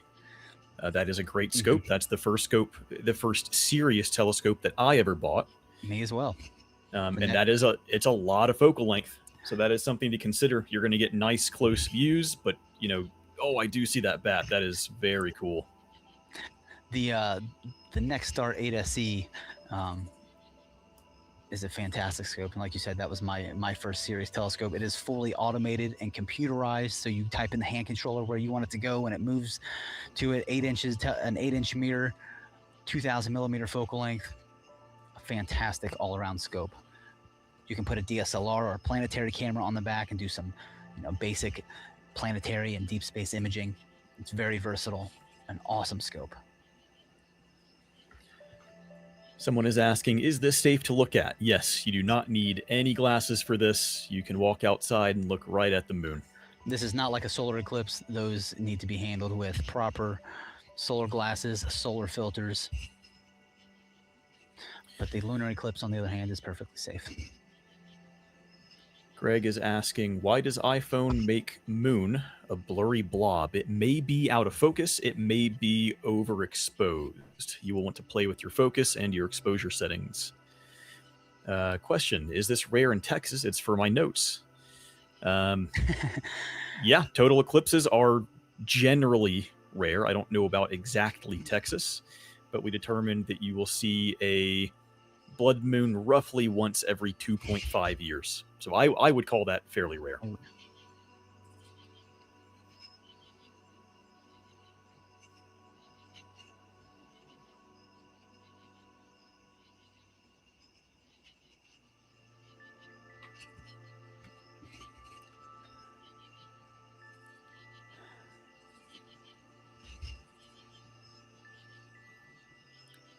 Arlington, Virginia will be able to see this eclipse pretty well as long as you do not have clouds. We are just over an hour and 20 minutes out from the total or the maximum. And we are crossing our fingers that these clouds are going to break up by then.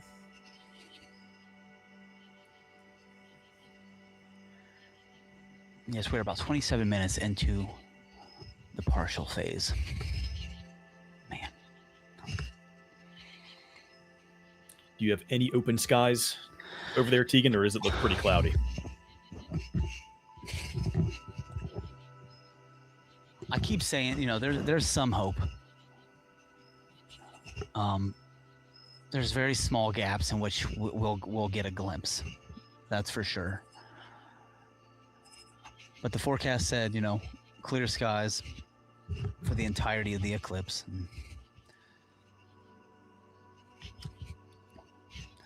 That's okay.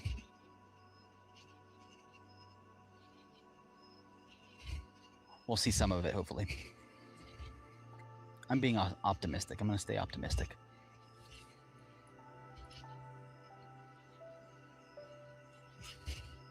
Someone said, I am in California. Can I see it? Yes, you should be able to see it. It will not be, you're sort of on the edge, but you will be able to see it. Barring clouds, of course.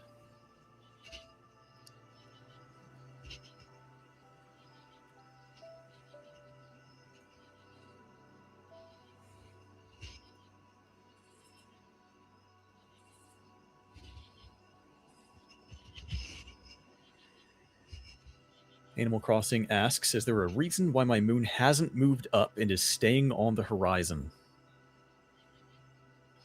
That's probably an optical illusion. It should be moving. And if not, let us know, because we need to figure something out.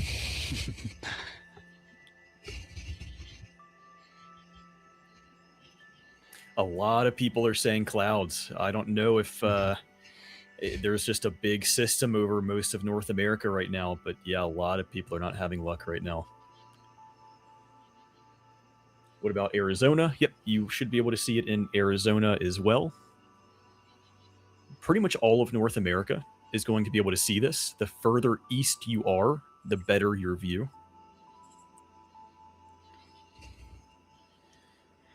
So I'm looking at this app that I typically use called Astrospheric for my weather.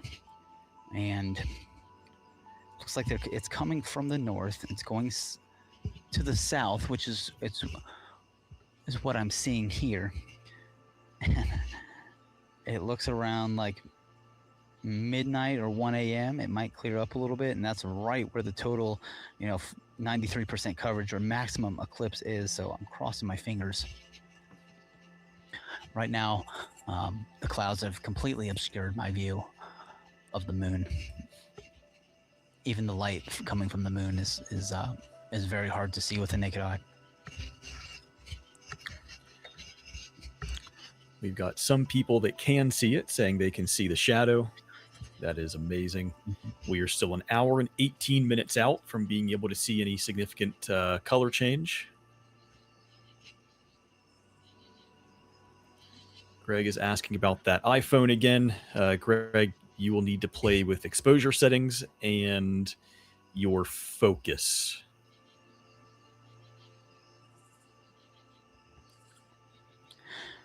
We have a question. Back in July 27th of 2018, that lunar eclipse, there was a rumor that that type of eclipse of that day happens once in a century. Well, total lunar eclipses happen. What did you say, Dylan? Every 2.5 years or so. I'm That's not right. sure. I'm not sure if there was something special about that particular eclipse. Maybe it was when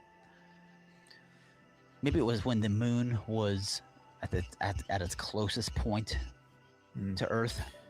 Um, It could be that. at, Maybe it was at, just tied to a at specific apogee. location. Mm-hmm.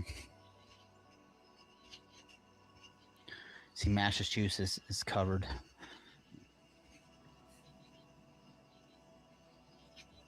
Dylan, it looks like there's a question about your lunar eclipse video.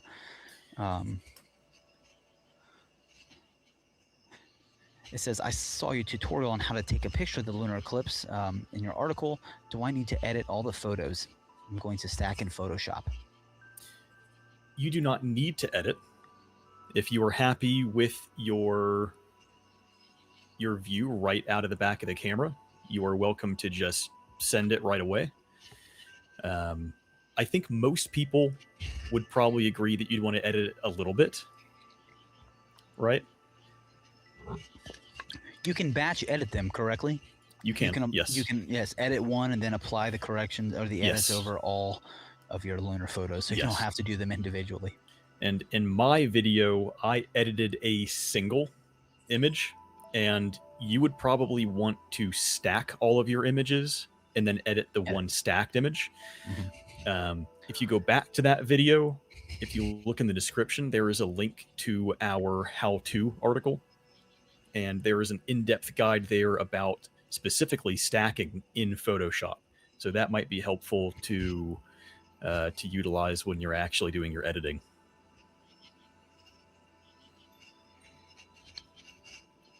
Stephen Reese says the moon is taking a break. Yes, it is. And it's very frustrating. I was really excited to see the entirety of this eclipse too.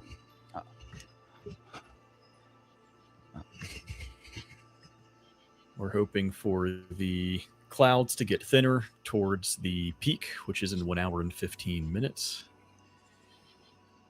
Someone is asking, where's the moon? It is hiding quite well behind some of these thicker clouds currently. If you do have clear skies, what you'll see, if you go outside, you will see a shadow, essentially, from the bottom left-hand side of the moon, slowly creeping over to cover the moon, about 93%, depending on your location. Right now, we're in the partial phase of the lunar eclipse.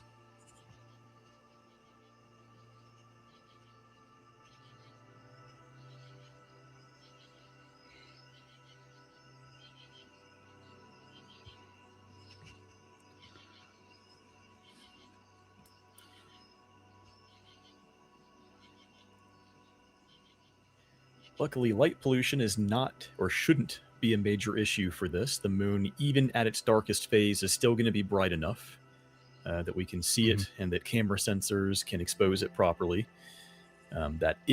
So street obstacles and street lights, someone mentioned something about that in the chat. Those are definitely annoying for deep sky objects and Milky Way stuff. But for stuff like this, pretty much anything lunar, anything planetary, you don't need to escape those bright city lights. So that is great.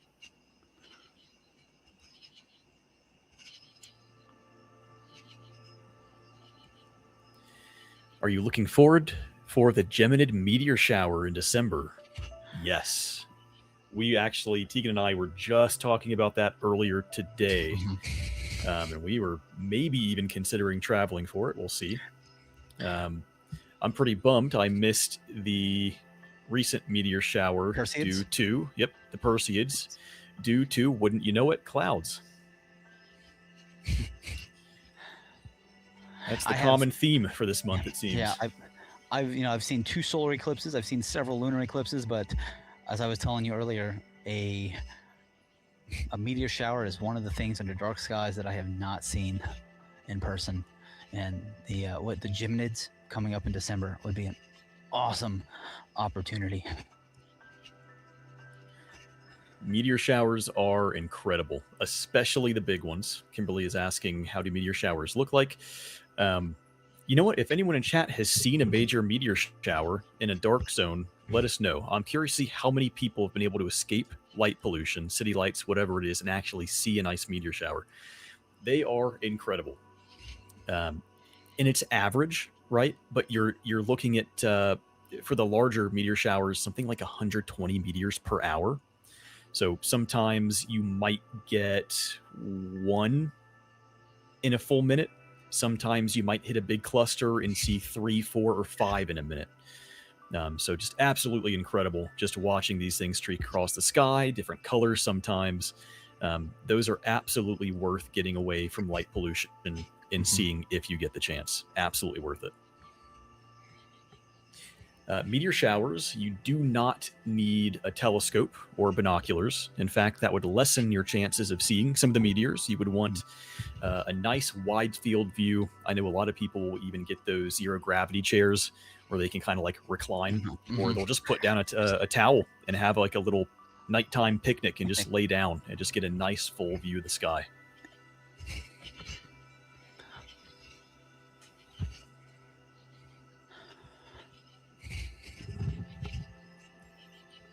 Looks like there might be a very small gap in the clouds coming up here shortly. And so we might get another peek at the moon. I'm crossing my fingers here. I can see some gaps, but...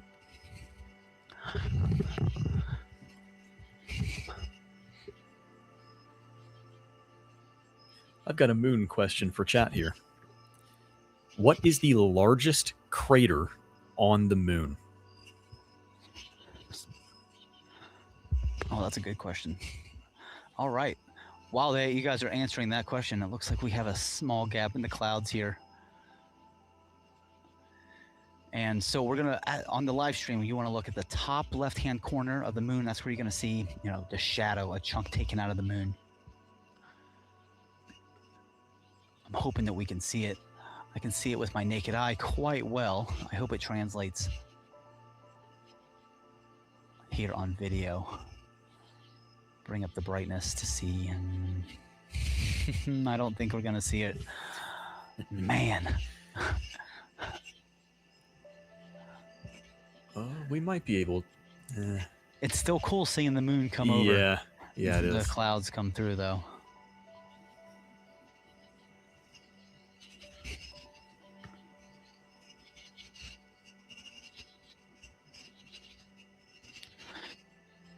All right, yes, the last question that we asked, the last trivia question was what is the largest crater on the moon?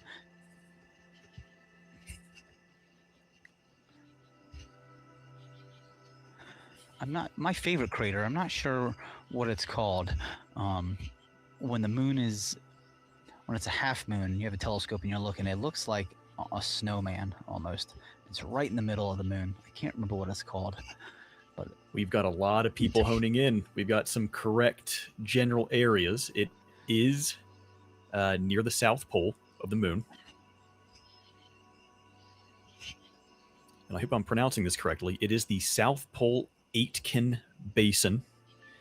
And it is roughly 1,600 miles in diameter, meaning that it covers about 25% of the total lunar surface. All right, Dylan, look, we have a quick break. You can definitely see that shadow. It looks like a waning gibbous moon. You can clearly see that terminator, the line where the shadow meets the bright part of the moon. Very cool.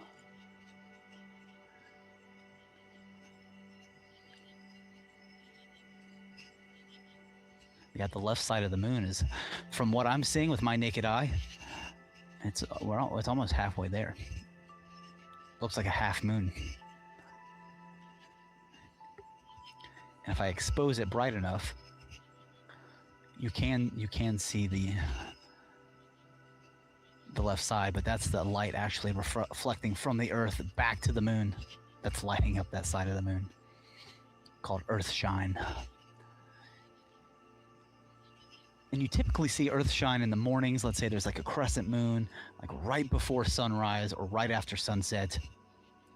You see that small sliver of the moon, but you can very faintly see the dark portion. And that's called Earth shine because it's light reflecting off Earth back towards the moon, ever so slightly. And that was a cool view of the moon. So what you saw, we are a good 40 minutes, I believe 38 minutes maybe into the 30 minutes actually, I'm sorry, into the partial phase of the eclipse. And a significant chunk of the moon is within the Earth's umbra.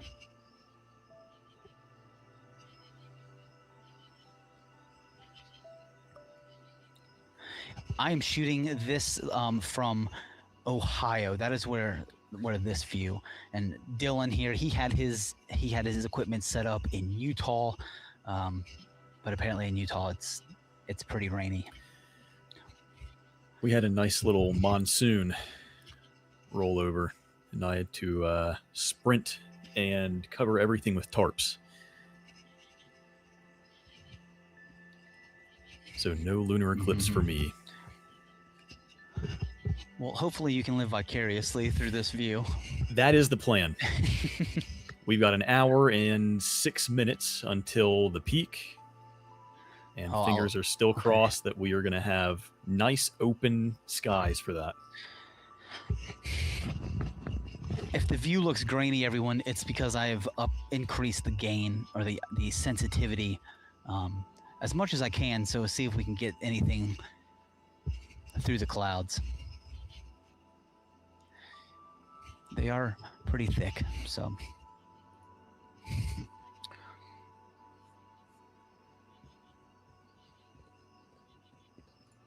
It's cloudy in Connecticut. It's cloudy in Chicago. It's a beautiful night in St. Louis, though. That's awesome to hear.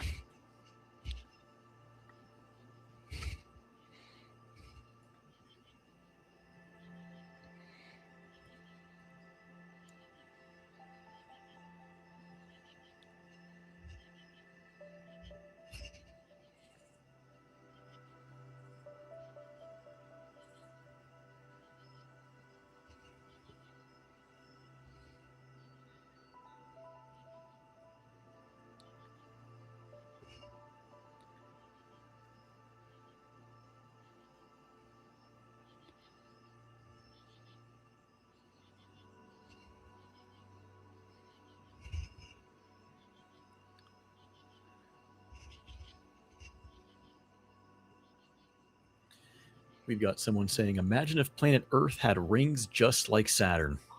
I would love that. I would love it. It would be quite hard for astronomical observation. It would. Yes, it would. It would be beautiful, nonetheless. But we'd be used to it if we had rings. That's right. I've seen simulations where people will replace the moon with Saturn just to show kind of what it would look like. That would be fantastic. I'd prefer that than Earth having rings itself, I think. Okay, here's a good question for you, Dylan, specifically, but anyone in the chat, I would love to see. I've always loved answering this question. If you could travel anywhere in the solar system, the galaxy, or the universe, where would it be?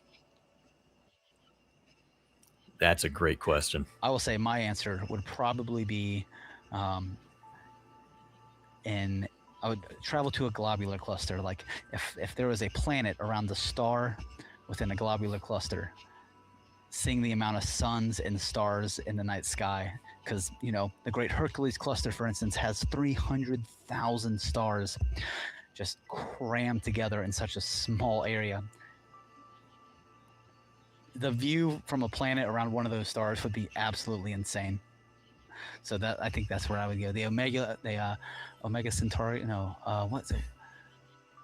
What cluster? The largest cluster that orbits the Milky Way. I know the Great Hercules Cluster is the largest, the second largest, I believe.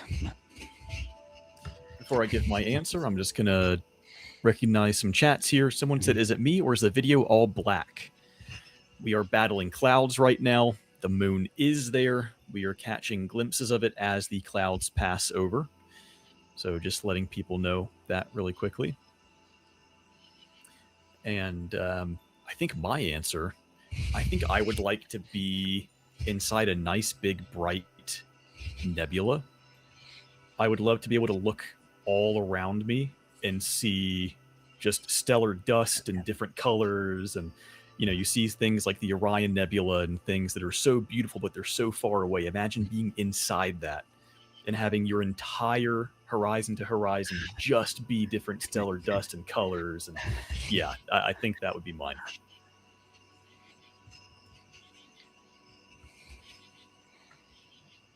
I think a top-down view of our galaxy would be cool yes, too. I was going to say that. That would be, a top-down view of a galaxy. Oh, that's a tough one. I don't know. We're seeing a lot of people saying clear in the Missouri area. That is awesome. Greg saw a big edge on the moon. That is fantastic. We are glad people are able to see these. So right now it's 11:10 Eastern time. So we're well into the partial eclipse at 12:12 a.m. Eastern time. That is maximum eclipse. And that's when the moon will be a nice, vibrant, bright red. We've got a great question here that I missed a little bit earlier. It says, is the telescope outside and you're controlling it from inside? And how do you usually keep yourself entertained if you take long exposure photos of deep sky objects? So currently I am sitting next to the telescope, babysitting it, making sure it's the lunar view is in the middle of frame for everyone. But typically on nights where I'm doing deep sky astrophotography, I keep everything set up. Once I start imaging, I typically image through the night, and I'll go inside once everything's settled, and hopefully wake up to several hours of good exposure time. And I try and do that every clear night. But viewing a lunar eclipse like this, I like to stay outside, and it's very entertaining the entire time. So I'm having a blast. Good answer and great question.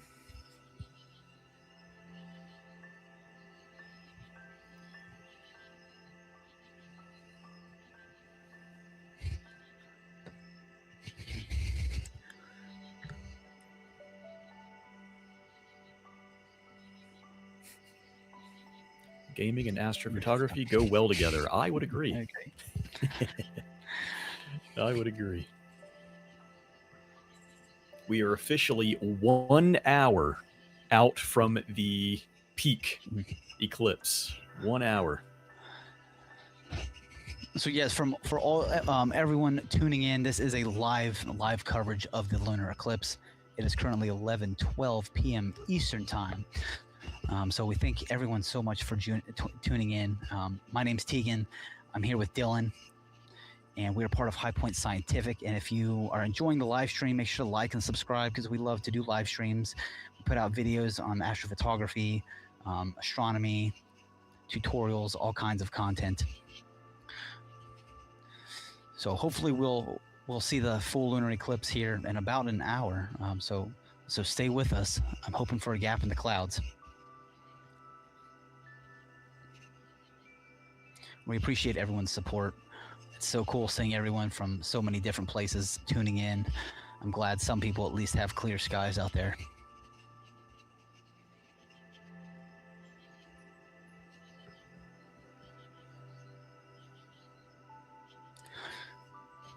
Leo Blitz says nearly half the moon is dark now. Someone said, I hate this cloud. I agree. I'm right there with you. Me too.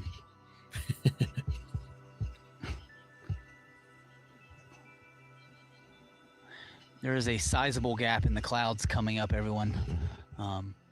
Hopefully in the next 5 minutes or so. If it goes directly south, we'll be good. But if it goes a little bit east, we might miss it. So stay tuned, because it's going to be really cool to see the moon for an extended period of time.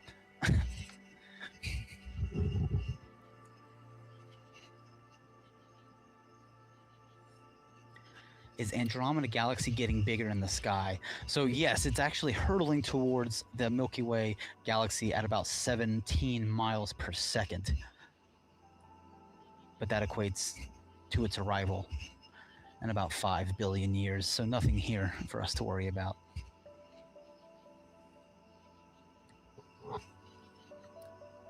Another great question here. What was the first celestial object you took an image of using your own hardware?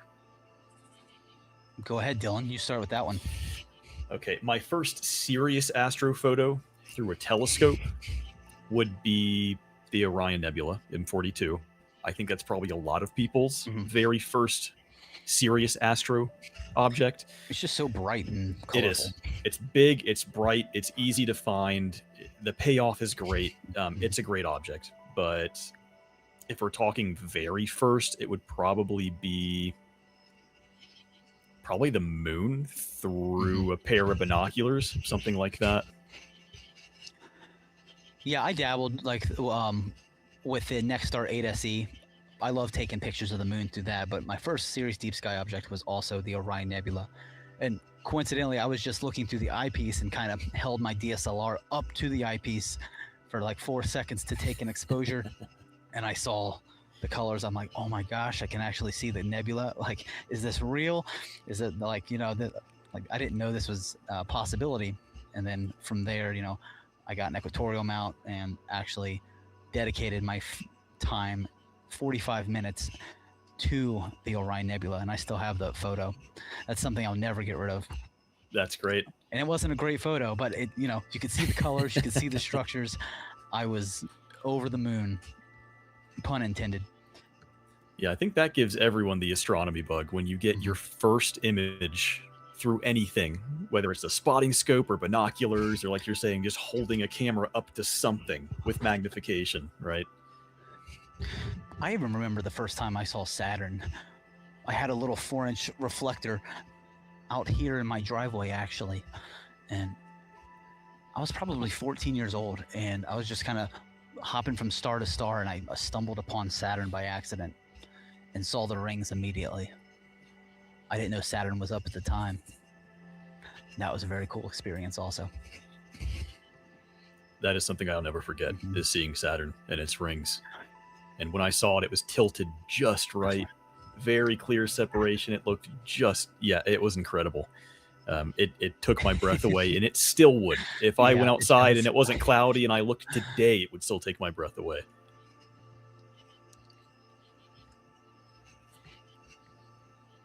That's one of my favorite things to show friends who have never looked through a telescope. Oh, yes. Saturn, Jupiter, the moon. Yeah. Seeing the craters up close, you'll always get like, oh, wow. Just...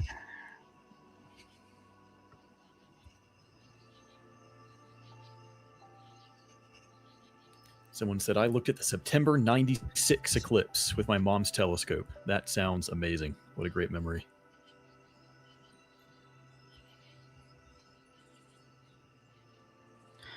I think that eclipse was in Canada, if I remember correctly.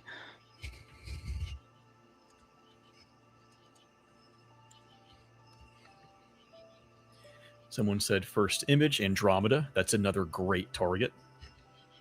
Big, bright, beautiful, great payoff. Yep, that's another great first object. The Hercules cluster also looks great through a telescope, through an eyepiece, and is a great target for astrophotography. All right, we do have a small gap in the clouds. I'm not sure how long this is gonna last. But if you guys take a look at the live view right here, the clouds are passing. You can see significant coverage. Oh, that's very cool. It's a little bit more than halfway. That shadow, you can see, just kind of slices the moon right in half. That is Earth's shadow that we're seeing. The moon is slowly falling into Earth's shadow. And I'm just you're seeing the moon brighten and darken because I'm adjusting the exposure time. But that's quite a good view. I don't see any red hues on the left side yet where the shadow's coming from. Maybe the smallest amount if I increase the exposure time. And as that shadow creeps and covers more and more of the moon, we will definitely start seeing some oranges and reds. This is a live view of the moon through a 90mm refractor, and the camera that I'm using is a dedicated cooled astronomy camera called the ASI 585 MC. Oh, look at that. We have a nice little gap in the clouds for some steady views, finally. Not sure how long this might last, but you can see the shadow where it's, if I increase the exposure time, the right side is overexposed, but the left side in the shadow is near perfect exposed. Look at that. Such a clear line, too. And incredible. You can see a couple little bats flying in front of the moon. Very Halloween-esque and spooky. It's very cool. I'm looking, but what I can see with my naked eye, I can see a tint of color. We should be able to pick that up here in the camera. If I can see. Someone asked if you were using a color camera, and you are, correct? Yes, I am using a color camera. I can do an auto white balance here real fast, and let's see if that makes a difference.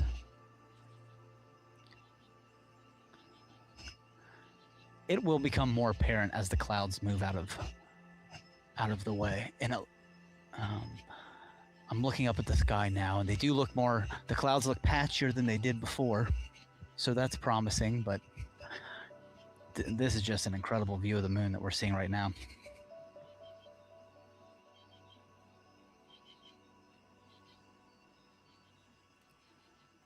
And a 90mm refractor, and when I say 90mm, I mean the size of the lens is 90mm. So I believe just in a 3.5 inches is a significant aperture to see some incredible details on the moon. You can even use a 90mm for looking at planets. Larger the aperture is typically better, but this is still providing a very nice view. And there's that bat again, flying in front of the moon. I just grin ear to ear when I see that. It's so cool.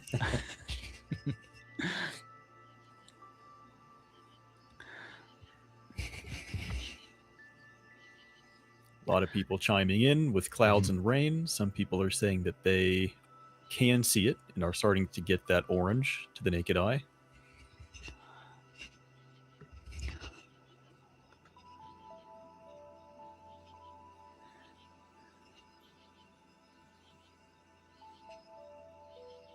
A few years back, during a full lunar eclipse, there was someone who recorded an impact on the shadowed portion of the moon, and it was just a little bright flash, and it was a meteor impact because they recorded the crater, the location of the crater, and that would have been impossible to see if the moon was, if a lunar eclipse was not occurring, because the moon is just, there's so much sunlight. So that would have been a really cool event to see.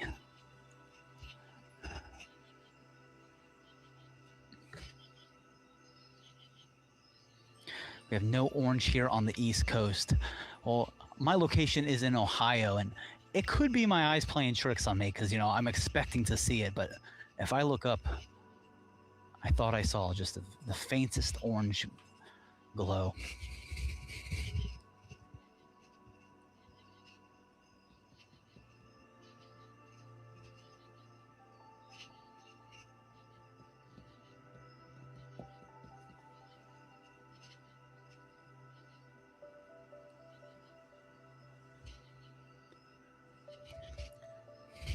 Beth, she said, I wish my camera had the quality of my retina to see the deep reds and highlights perfectly. Sometimes if you're using a phone, sometimes it's hard to capture the essence of a lunar eclipse with a phone. I haven't had too much luck. I don't know about you, Dylan, but a DSLR is much easier to capture. It is. Yeah. If you capture any image of the moon and you were able to get it into editing software, you should be able to touch up that file and just kind of reveal what you saw, right? Beth is using a DSLR, she said. Oh yeah, you should, Beth. You should be able to grab a few images. if you're shooting in RAW, it's going to look pretty flat out of the camera. Flat meaning there's not much color, because when you shoot in RAW, it's meant to be flat because it's preserving the data so you can adjust it in post-processing software later. So if you are shooting in RAW, you've probably got some really nice data there. And if you bring that into Photoshop or Lightroom or another free software, whatever it is. Affinity. She's trying Affinity. So, okay, yeah, that's a free software. So yeah, you should be able to increase saturation, and you should be able to match that photo to what you were seeing with your eye. All right, so it looks like might have a quick gap in the clouds again. Let's review. Dylan, what phase of the eclipse should we be in right now? We are 47 minutes away from the maximum, meaning that we are in partial.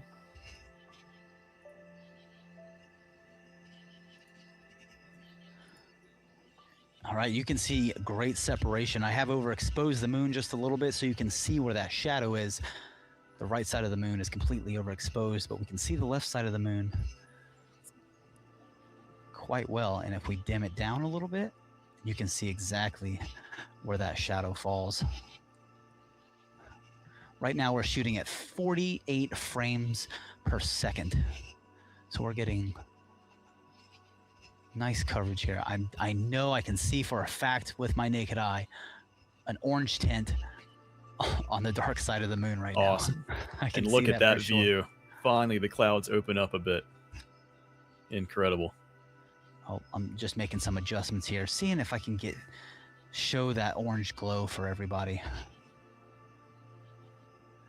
It's hard with cameras because I can adjust the white balance, to be a little bit more red or blue. But I'm trying to keep it as true to color as I possibly can. I wonder if I can adjust maybe saturation.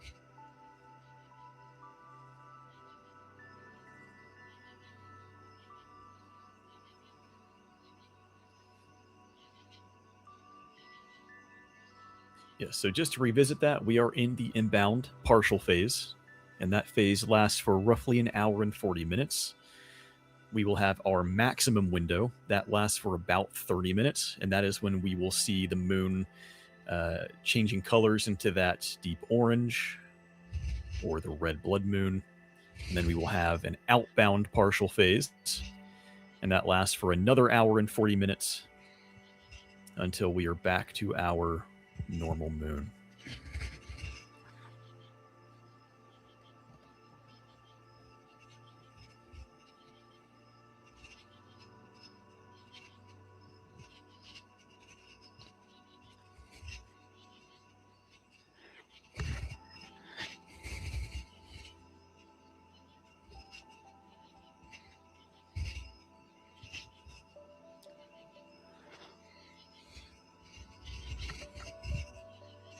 We've got people chiming in saying they can see almost the entire moon being covered.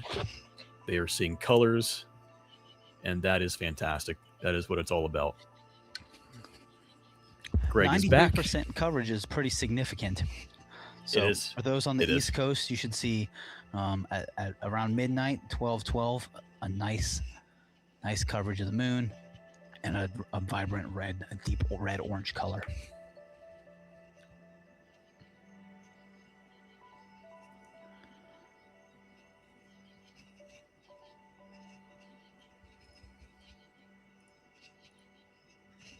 Greg says hello. Hello, Greg. Thank you so much for joining our live stream. I'm going to bring up the exposure time here, or the exposure just a little bit. See if we can see through these clouds just a tad. It's a good question. Wild Ascension is saying, why does the moon look flat and not three-dimensional in the sky? I find the moon looks during sunrise and sunset, during like a waxing or waning crescent moon. That's when it really takes on a dimensionality. But it's hard because there's nothing behind it or in front of or to really compare depth. I agree. I think a lot of that is optical illusion. Certainly, Yeah. when the moon is 100% illuminated, that's when it appears the flattest to me. Hmm. So when I'm imaging the moon, I actually like it to be in a partial phase because you're getting shadows on craters, and you can tell it's round, right, with Hmm. the shadows on it.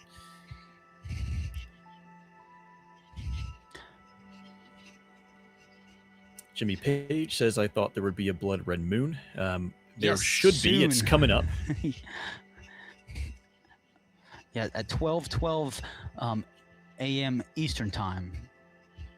So in about 42 minutes, we should see the moon significantly more red than it is now.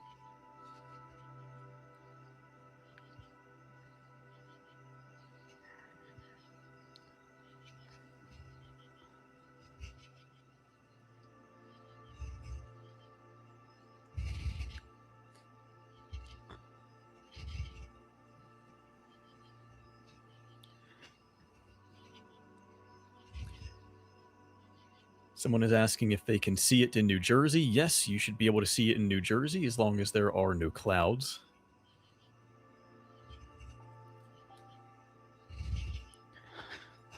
All right, I think it's. Oh, sorry. Go ahead, Dylan. I didn't mean to interrupt you. Just going to say, for those just joining, anyone in North America should be able to see this view of the lunar eclipse. Those towards the east are going to see it a little bit better, but you should still be able to see it even if you're in California. Just reminding everyone that this is a live view, and it is currently dark because we are battling intermittent clouds. So we appreciate everyone being patient and for joining us. I think it's time for another trivia question for the chat. All right, so the question is the moon slowly moving towards or away from Earth? And by how much per year? Is the moon moving towards Earth or away from Earth? And by how much each year?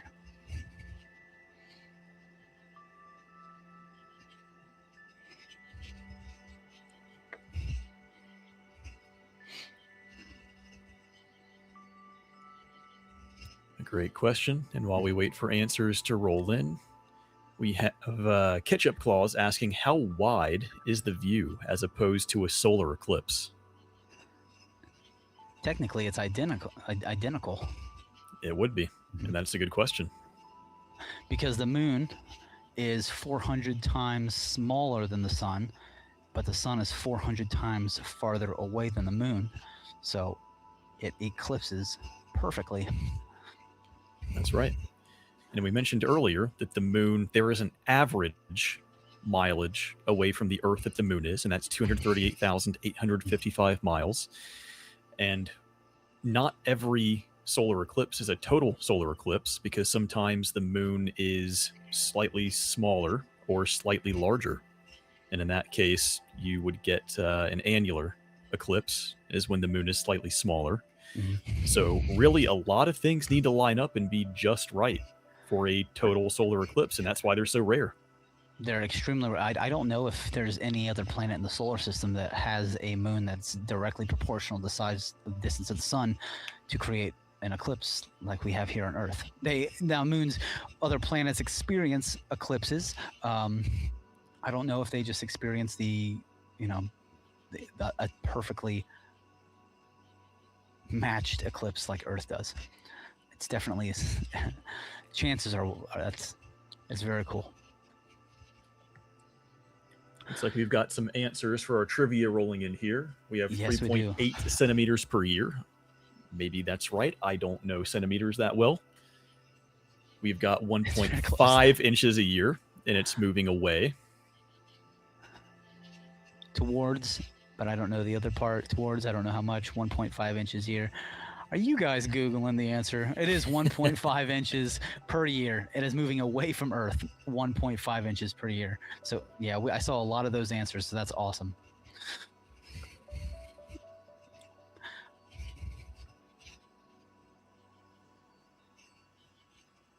John Jordan is asking, where is the moon? It is it is totally covered by some clouds right now, but we hope to see it again pretty soon here. We're getting a few questions also about the equipment that we're using.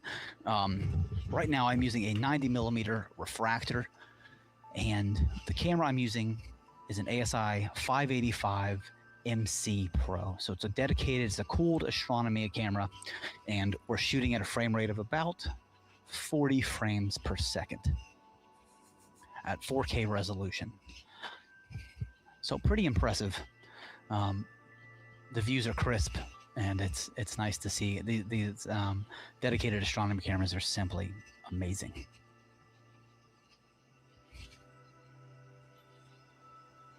Here is a great question: how to start astrophotography and celestial object observations. Really interested. Dylan, if you want to go ahead and tackle that one first. That is a great question. Really, you could start anywhere. I think it's better to start with less focal length, personally. A lot of people are tempted to go out and buy a 3,000 millimeter telescope to try to see the flag on the moon, right? But one, you can't actually see it, and two, handling a lot of focal length is pretty difficult. So if you're just getting started, I would recommend even maybe just using your phone and doing Milky Way stuff, doing lunar stuff. If you want to step it up a little bit, you could get a DSLR or a mirrorless camera. Maybe you already have one laying around that you're not really using. And then from there, I personally, if I had to restart my astro journey, I would get a small to medium focal length refractor, something like 300 to 500, maybe 500, 600, 700 mil, something like that. With probably a color astronomy camera. You could even use a DSLR on the back if you wanted to keep things a little bit simpler. But there's a lot of great resources. We have some videos on how to take photos of the Milky Way and how to capture lunar eclipses like this. So there's a lot of resources online, even that we've produced, if you'd like to look into further content. All right. Well, I'm sorry to interrupt, but I just wanted to say we do have a quick break in the clouds. Great answer, Dylan. Yes, a sky tracker, a DSLR, starting simple is definitely the way to that would be my advice as well. I'm going to turn down the brightness here. Let's see.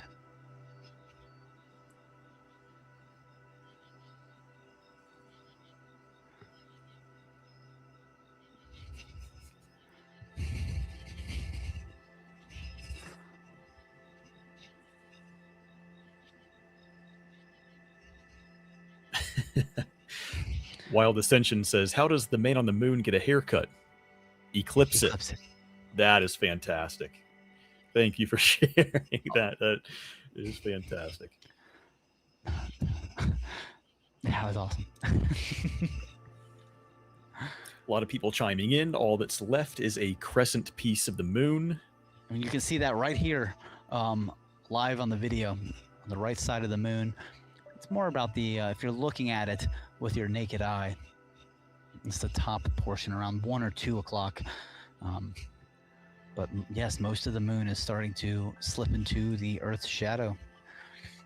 And 93% coverage or maximum eclipse is at 12:12 a.m. Eastern time.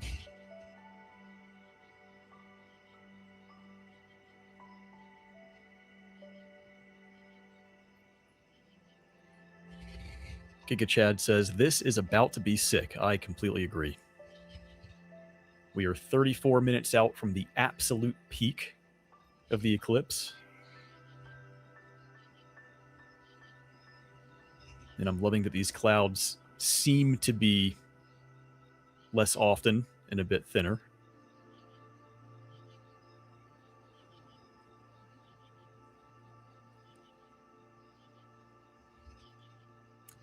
Giga Chat is asking, so wait, what happens when all of the white leaves? So I'm assuming he means the illuminated section of the moon there. Mm-hmm. So we are going to see the rest of the moon, the shadow side of the moon, turn a nice deep orange. And it's going to be absolutely beautiful.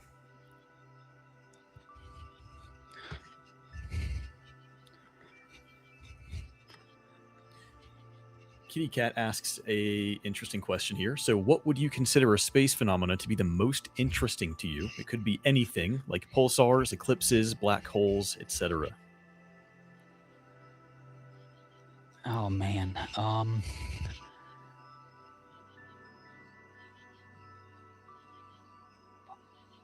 I would say I think black holes, because they're just they're so mysterious. They're like it's like one of the last realms of astronomy and physics that we have yet to understand. So I think they're the most mysterious for sure. I think I have to agree. I think black holes are just so interesting. The event horizon, how time dilation works near them, the singularity, it's all so interesting. Pulsars are also very interesting, though. They're so heavy, they spin so fast.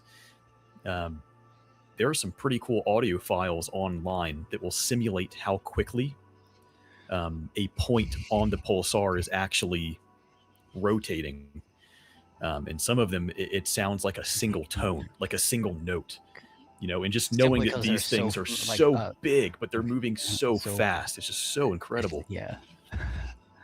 So I think supernovas. Oh, I'm sorry. Go ahead. Yes, no, supernova. Yeah. Sorry, we did have a break in the moon. I'm trying to get color balance because when it's set to auto, it changes from blues to pinks because of the clouds. So I'm trying to get color balance set as neutral as I can. So when we do see that orangish red tone, that it becomes it's more visible on screen. I don't believe there is a saturation button that I can or a slider that I can use within Sharp Gap. Well, hopefully we'll see that color come through naturally then as the moon is being more eclipsed. We got a lot of more great questions coming through here, but just before I get to those, I just want to remind everyone that astronomy is incredible, and we're all here together looking at the moon, so let's be polite and use nice language.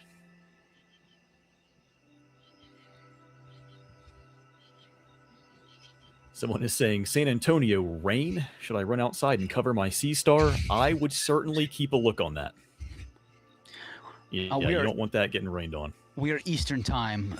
Someone's asking, are we sending Jimmy? We are Eastern time. It is 11:41 Eastern right now.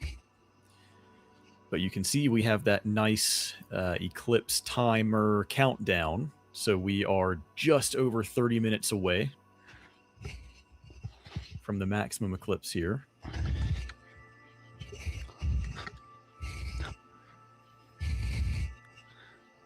And this stream of clouds coming, through southern Ohio, I think this is probably the only stream of clouds in the Midwest. This is so unfortunate, but again, it's not full coverage of clouds. I'm seeing gaps, so I'm confident that we'll see maximum eclipse just fine. Fantastic. Here's a good question. What kind of software do you guys use for different aspects of your astrophotography? Well, there's a lot out there. In terms of editing, I'm going to go out on a limb and say that PixInsight is probably kind of the industry standard, right? You don't need to use it. You can still stack and do things in, Deep Sky Stacker. You can use Photoshop. You can use Lightroom. But if you really want to get into the data and edit the data, I think PixInsight is probably the best in terms of editing. In terms of capturing, there's all sorts of stuff out there to automate. I'm not sure what are you currently using? You're using SharpCap right now, right, Tegan? Yeah, I'm using SharpCap to capture the moon through the camera, but I'm using ZWO's All Sky app, I believe. The Sky Atlas app to control the mount through Wi-Fi.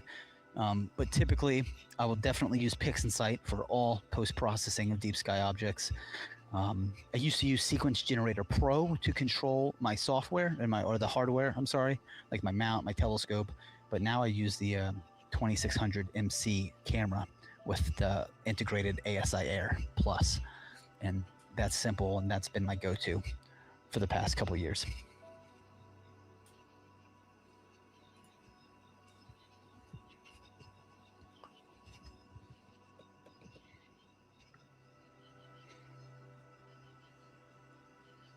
An interesting question here, and I've actually gotten this quite a bit. Have you ever seen the flag on the moon? Have you ever seen it, Tegan? No, because I have not been to the moon, Dylan. Yes. Only those who have been to the moon can see the flag on the moon. I think to see it from Earth, you would need a telescope. I believe it's 1 kilometer wide, a mirror 1 kilometer wide. Maybe it's 5. It's a very large telescope, and we cannot see the flag on the moon is simply too small for any optics that we currently have on Earth to see. Yeah, just too small of an object to resolve, unfortunately. I know that there are satellites that orbit the moon that will do flybys, and they have actually taken pictures that can see the lunar lander. I want to say they could see the flag and maybe even pick up tracks from the rover. I might be wrong on that, but for sure we can at least see the lunar lander. So very cool. It reminds me on the movie The Martian when they track movement on the Martian rover, and Mark Watney's still alive. Such a great movie.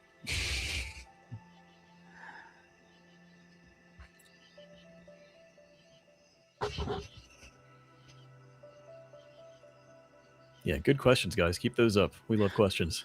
Yeah, Vado Vega said the Lunar Reconnaissance Orbiter, the LRO, did take photos of the Apollo landings in the 2010s, so confirmed. I thought so too.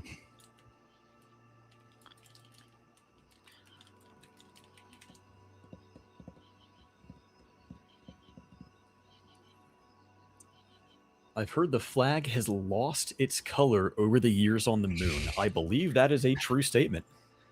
Yes, from all the solar rays, like just solar radiation, the extreme temperature change. There's no atmosphere there, and I leave a tarp out here over my scope for a couple of days, and it starts to sun bleach.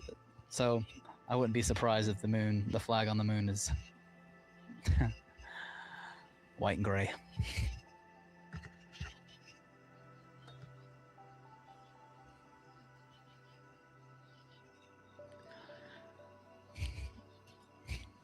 Greg Kimball has a quick question about photography. He sees the red copper moon, but the camera says the red part is too dark. How do I fix it? Increase your ISO or increase your exposure time, and that might help. And this is a tricky phase of the moon here because we're going to have one bright side and one dark side, and most cameras will not have the dynamic range to capture that in a single photo. So you could take multiple photos at different either ISOs or shutter speeds. It's called bracketing, I believe. Yes, it is. Mm-hmm. And DSLRs have a very easy bracket button on them that you can utilize if you're doing it on a phone. Some phones may have bracketing. I'm not entirely sure. There's too many to cover them all. But most phones should have a bracketing mode as well. But yes, it might be difficult to expose correctly for both the bright and dark sides. Bracketing is essentially it'll take 5, 7, or 9 photos, one way overexposed, the second one will be pretty overexposed, the middle one will be perfectly exposed, and then the last 2 will be significantly underexposed, and it will combine them, or you can combine them in post-processing for a good high dynamic range image. It's super useful for things like solar eclipses and lunar eclipses. Yes, we see a blank green screen. Unfortunately, that is because there's slight cloud cover, but it looks like just as he spoke those words, the clouds are starting to open up just a tad. Great. And we are about 20 minutes away from maximum eclipse.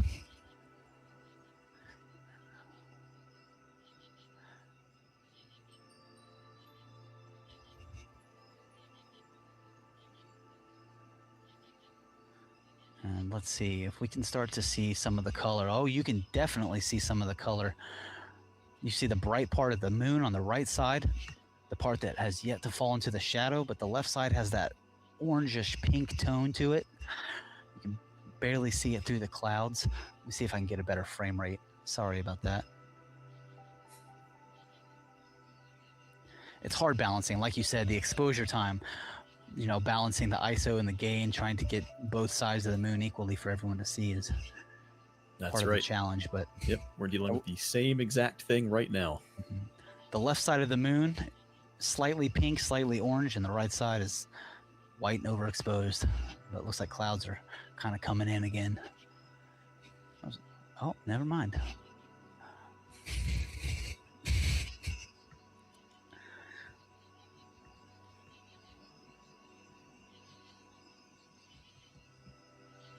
So what causes the moon to change colors? I saw a honeymoon several years ago. It was extremely low on the horizon. There's a lot of factors that change moon color. Looking through a lot of atmosphere. So when the moon is low on the horizon, you're looking through more atmosphere. So that can already do things. If there are high winds, that can disturb the atmosphere or kick up dust. If there are fires and there's a lot of smoke, you can have a lot of light scattering through smoke. So there's a lot of things that can influence the color of the moon. Of course, right now for this lunar eclipse, this is because of light refraction and Rayleigh scattering, which is where we have the blue wavelengths being scattered more, and they're sort of being deflected, and the red wavelengths are passing through a little bit more undisturbed, and that's why we're getting that nice deep orange and red hue on the moon. Dylan, can you tell through the live stream? I can see it. The hint, the hue. Okay, me Yes, too. Yeah, I can see it. Yeah, even through the clouds. So that's pretty cool. And the right side is completely overexposed, but I wanted to try and really capture the left side where the shadow is. The clouds actually help a little bit to even everything out. When the clouds are over the right side of the moon, it reduces the brightness, so it's all the same brightness. So in a backwards way, it's actually working a little bit, but I just need less of those clouds.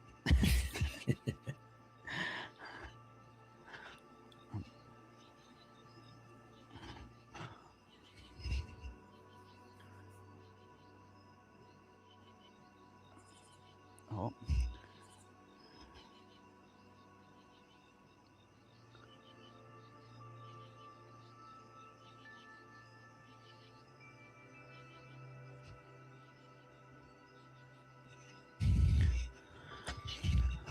It looks like my mount slightly moved away from the moon. Dylan, just give me 1 second. I'm okay. Gonna, realign through my finder scope and make sure that Sure we're thing. centered here. I meant to click the arrow button to center it, and I accidentally clicked go to a different star. So we'll be right back.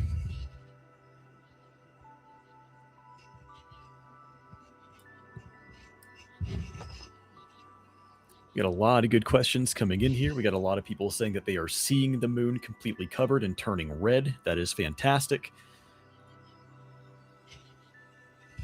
So a telescope question. We see, what telescope should I use in the future when I finally get one for astronomy pictures and other planet stuff? That's a great question. And I think the answer, unfortunately, is it depends. It depends what you would like to capture. Right? So if you want a scope for planetary stuff, you're going to need one that has a large focal length, maybe something like an 8SE, maybe something like a Dobsonian. You want something that can get you those magnified views, right? If you want to capture larger nebula, things like larger galaxies, you would want something without that big focal length. You would want probably a small or medium-sized refractor.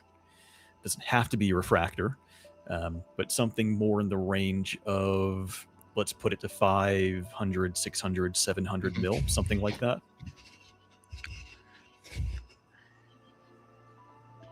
It looks like if I increase the exposure time, there is a bright star to the bottom right, on the bottom right portion of the moon,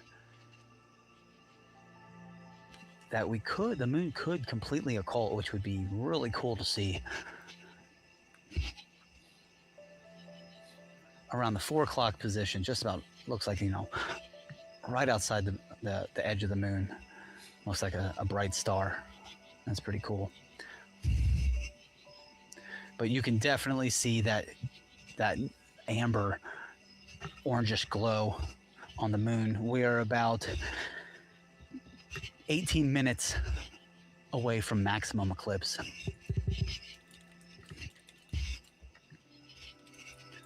And again, thank you everyone so much for tuning in. We hope you guys are enjoying the live stream.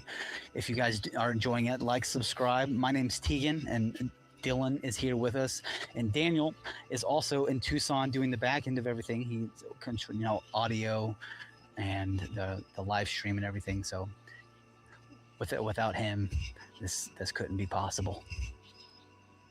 Yeah, big thank you to Daniel.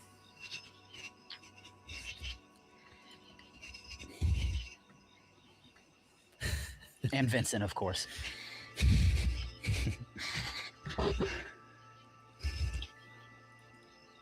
Let's see. We've got a question about what would be an ideal telescope pick for viewing the outer planets and, if possible, their moons. You are going to need a lot of focal length for that.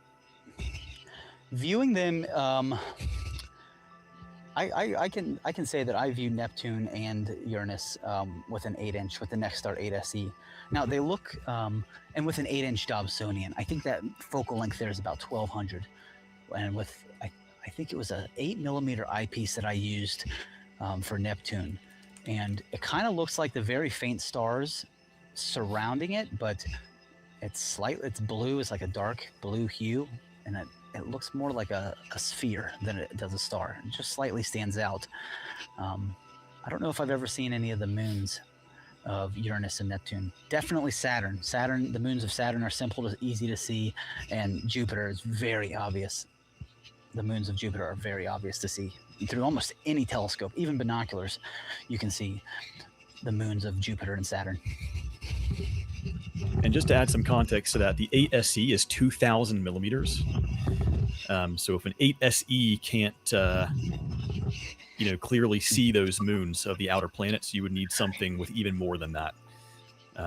And that's a big task. That's going to be a big telescope. That's going to be a big mount. You're going to need really, really, really good guiding. We have a question specifically for Tegan here. Okay. What is your favorite theory on the universe? It could be aliens, white holes, multiverses, the fifth dimension, etc. Oh man, that's such a cool question. I think the multiverse, string theory. I'm not going to get too deep into that, of course. That's the basic working model that they have so far. And with string theory, this comes multi-dimensional and multi-universes. So I think that's really cool. And of course, I'm not a theoretical physicist, of course. I don't know much. I've heard about white holes. I'm not too much, don't know if they have much proof of their existence, or if any. But the multiverse is pretty cool to think about.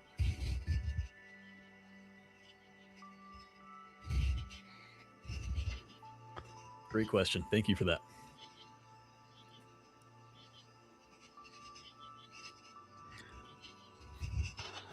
We have a question here asking about free or paid astrophotography courses for beginners.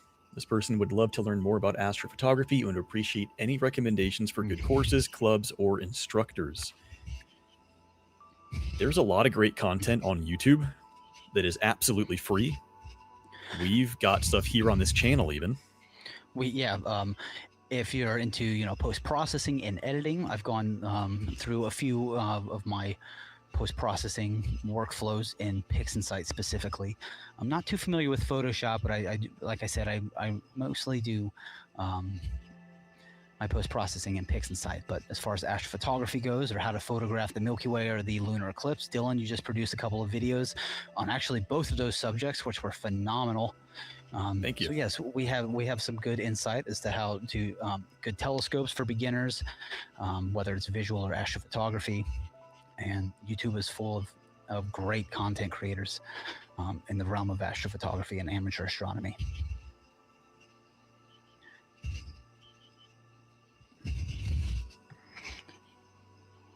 We have a random solar system question. If you had one favorite planet, what would it be?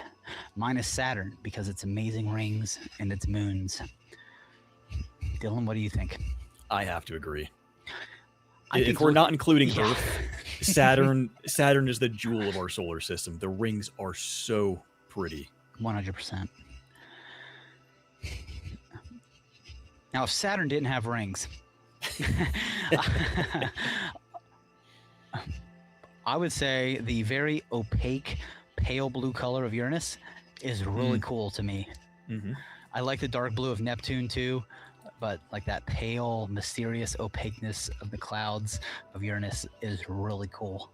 So that's a close second. I agree. What would be the best? Oh, sorry. Go ahead. You think what? Just one thing to add on to that. I think it's interesting that you said if Saturn didn't have its rings, and Saturn is actually very slowly losing its rings. The gravity just can't hold on to everything in them, and they're slowly being ejected into space. And that phenomenon is called ring rain. Ring rain. Oh, see, I didn't know they had a term for that. I'm not sure if that's the official term. So for those tuning in, just wanted to let you guys know, unfortunately, there is a little bit of cloud cover here, and it looks like behind it, might be some gaps, but we are live. Pointing my telescope is a 90 millimeter apochromatic refractor directly towards where the moon should be behind the clouds. So if you stay tuned, here in about 12 minutes exactly, we will have maximum eclipse, and that's what we've been waiting for all night long. So hopefully here soon we'll get a full view of the eclipse. But for those who have stayed with us, I've seen a lot of you guys in the chat who have been here since the beginning of the show. Anyone just now tuning in, thank you so much. It's been a great time covering this event with you guys. And Dylan, for your first live stream, I'm having a great time. This has Absolutely. It's been awesome. Yeah, this is super fun. Clouds or no.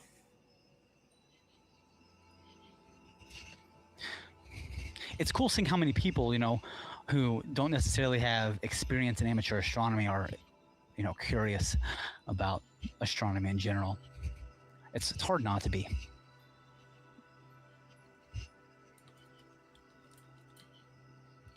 We have total cloud cover in Southern California.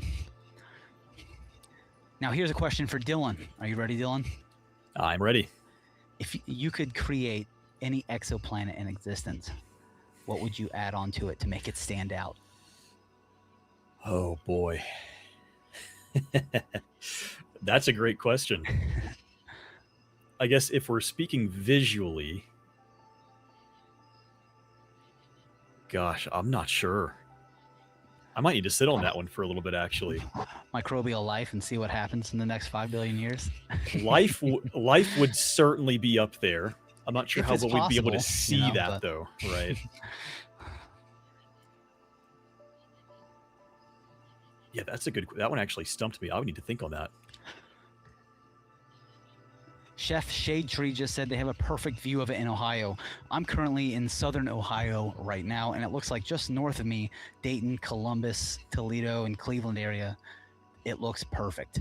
The weather up there looks perfect, but down here in southern Ohio, near Cincinnati, is unfortunately covered. And I can't tell which way the clouds are moving. It says they're moving south, but I think it's probably southeast. It looks like there's a decent sized hole in the clouds directly above me, and I can see stars through it. I just want it to go towards the moon. Go towards the moon. Hopefully we'll see that spot migrate to your moon. This is Raven Dog's first lunar eclipse. That's awesome. Hopefully, if it's clear where you are, you can get outside and see it with your own eyes. But if not, thank you so much for joining our live stream. Raven Dog also says, I love this stream. We appreciate that, Raven Dog. Thank you. Marion, Ohio. That's not too far from here. I don't believe. Maybe that is too far. That's north. Well, that's good. Good for Marion, Ohio. That's nice to hear. Perfect view in Toronto, Canada.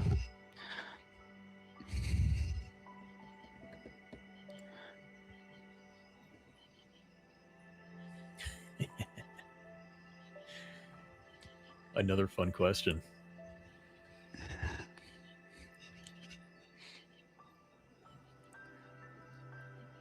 in There's a lot of astrophotography. questions rolling in So here. yes, there are.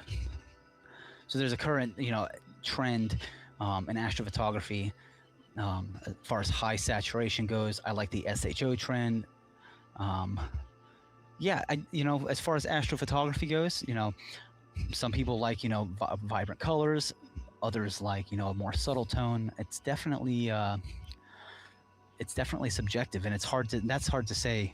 I don't think one necessarily determines what is and what isn't a good astrophoto. We just have a full video on, what makes a good astrophoto, and saturation was one of the talking points, and we concluded that it's subjective.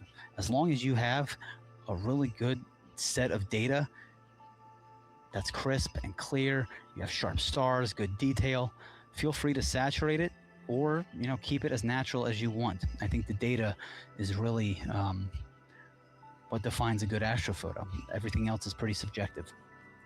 I agree. And I think the trend of oversaturating is more than just a trend. I think it's really enticing to get a photo for a very long time, and people they want to see those colors. They worked hard to get the image, so it's really, really, really tempting to just kind of send those sliders to 100 and call it good. It definitely depends on the target for me. Like if I'm shooting narrowband, like sulfur, hydrogen, and oxygen filters, and I'm shooting like an emission nebula, like the recent Heart Nebula or the Cygnus nebular structure, I do like to add a little bit of color. But if I'm shooting a galaxy, I typically like those to be pretty neutral.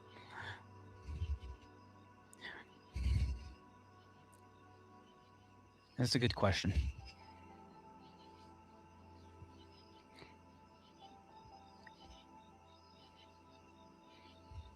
We are 6 minutes away from peak eclipse. And hopefully here soon. It looks like we might have a gap. I know I keep saying that, but I'm looking above me and there's clear skies. That would be awesome. At 12:12, we get a good view of the moon at maximum eclipse. That would be epic.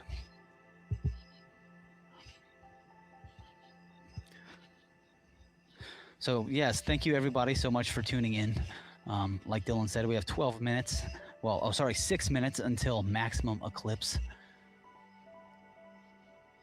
And we appreciate all those who've stayed, and we appreciate everyone's support. It's been a great time.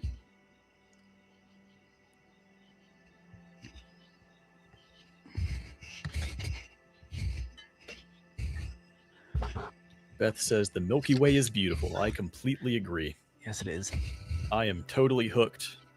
I try to go out every summer and get at least 3 really, really good photos of the Milky Way. Yeah, you're definitely the Milky Way photographer of the two of us. I love it. I love it. I've only had a couple of successful attempts. My first camera that I got, back in 2015, I used to photograph the Milky Way, and that was another highlight experience for me. But unfortunately, that spot is almost completely light polluted now, and you can't really see it. And the Milky Way, it's just something I don't necessarily have access to here in Southern Ohio unless I travel out east a few hours. Yeah. But and that's probably the case for a lot of people. Most people live in light polluted areas, so it really is difficult. People out west have got it pretty good when it comes to the Milky Way. There's a lot of spots you can get out to that are really dark, maybe an hour drive. But I think everyone should try.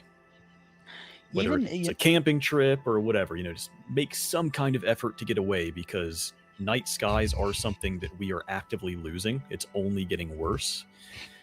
Light pollution is just getting worse and worse, and there's no sign that it's going to stop. So enjoy those night skies.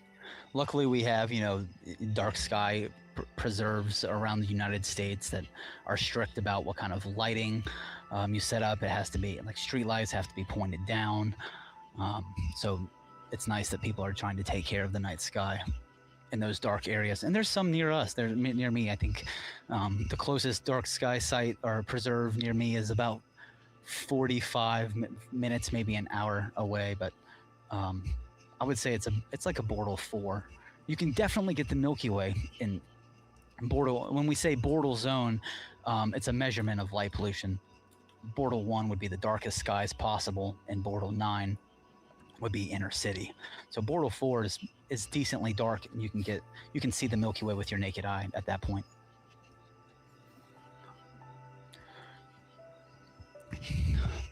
And if you're curious about the darkness of your skies, there are all sorts of tools online that are free, things like Light Pollution Map and Dark Sight Finder that you can use to locate your nearest dark sky and get out to that. Okay, it looks like that gap of between the clouds is definitely heading towards where the moon is. That's great, because we are 2 minutes and 30 seconds away. Oh man, I hope that the scope hasn't drifted, because we haven't seen it in quite a while. But even if it has, I have my finder scope aligned so I can manually move it right back and center the moon. I see some questions coming in saying I can't see anything. Yep, that is because of clouds. The moon is right here. I see it. It is peeking out from the moon. We have 1 minute until maximum eclipse. There's no way. The chances are crazy. That's awesome. It's just peeking out just a little bit. Let me see if I can increase the exposure time. Look at that. Look at that, everybody. You can see the shadow of the moon covering 93%, or the shadow of Earth covering the moon, 93%.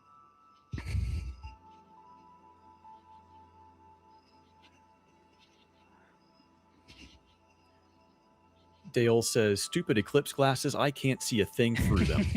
This is the wrong type of eclipse for those glasses, awesome. My friend. Lunar eclipse glasses. Those are binoculars.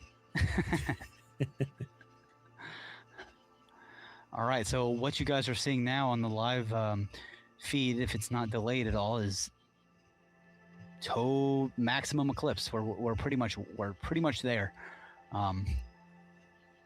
Right now, I'm trying to adjust the exposure time so that we can, or the ISO, so we can get a good view of the moon. It looks like the clouds are passing it completely.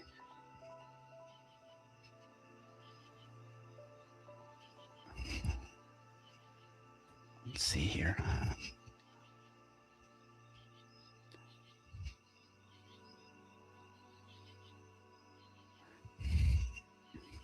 So the right side of the moon, what you guys are seeing on the screen, is the 7% sliver that has been unobstructed by Earth's shadow. The rest of it has fallen within the umbra. And what I can see with my naked eye is a nice orange full moon. Peak eclipse is right now. And there it is. The clouds opened up for us. That's pretty lucky.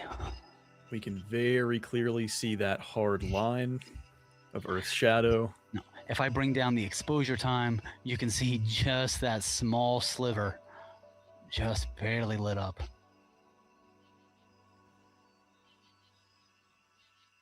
Incredible. And we've watched that line very slowly creep across the lunar surface for the last, hour and 40 minutes or so? Yep.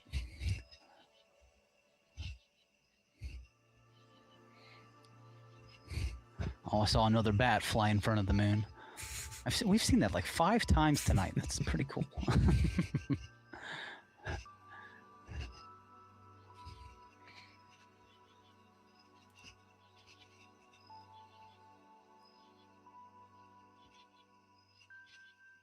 Now, it's actually more apparent with my naked eye, is that soft orange glow.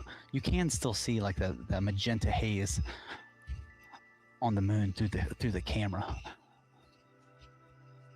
But the eye is better at picking up that dynamic range, I think, that color.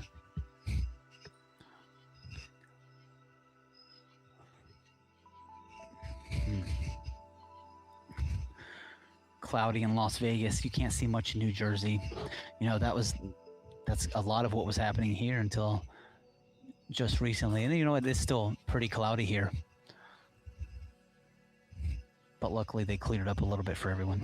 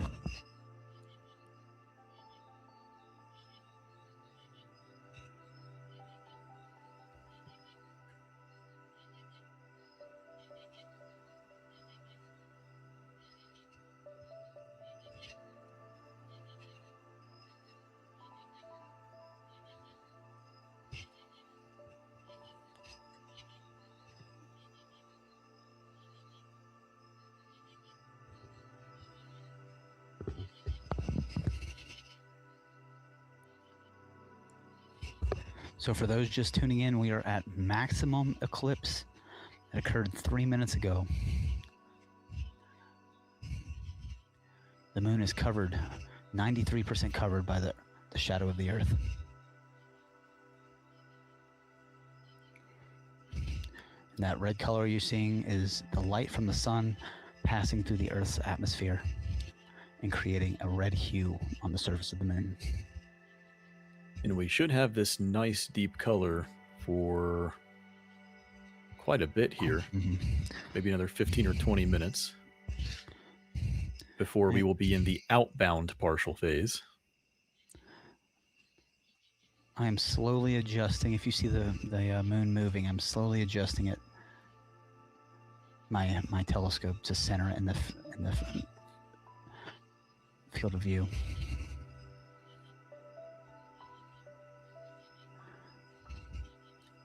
Robert, yes, Earth's shadow is on the moon right now, and it has been slowly increasing in size on the moon for the last hour and 40 minutes.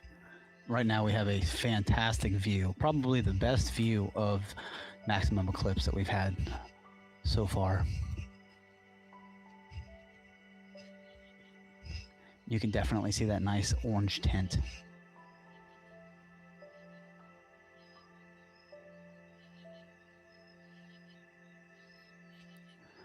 I'm actually going to capture a quick 2,000 frames for later and see if I can stack them and see how that looks.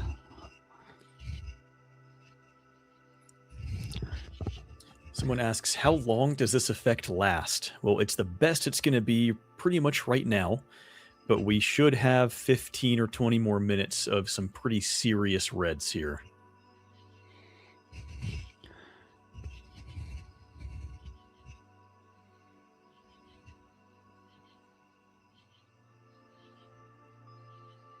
And this live view of the lunar eclipse is being brought to you from Ohio. We're using a 90 millimeter refractor, the Apertura Apo 90. It's a triplet refractor designed for all things astrophotography, and it is doing a fantastic job providing us a great view of the lunar eclipse tonight. Completely unobstructed by clouds right now.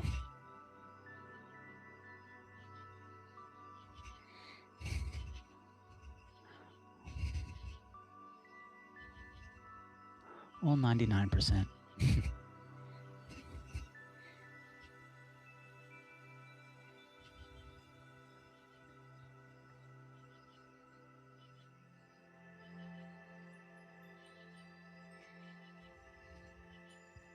Yes, maximum eclipse. This is 93%, which is the maximum that this eclipse will reach. Typically, a total lunar eclipse is 100% coverage. But for this eclipse, we're seeing 93%. Hey, from Middletown, Ohio. Hello, Brandon. He's one of my astronomy friends who is tuning in. I hope you guys are seeing the eclipse over in Middletown. It's quite pretty here.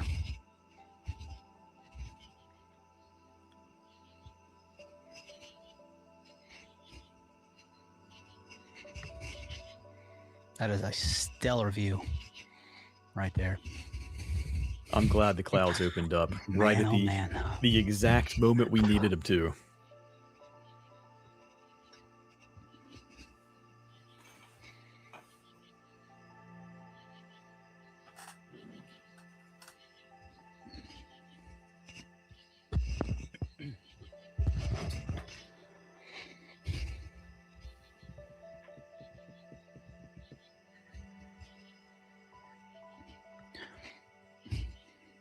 Raven Dog, thank you for tuning in. We appreciate the support. It has been a wonderful experience, that's for sure.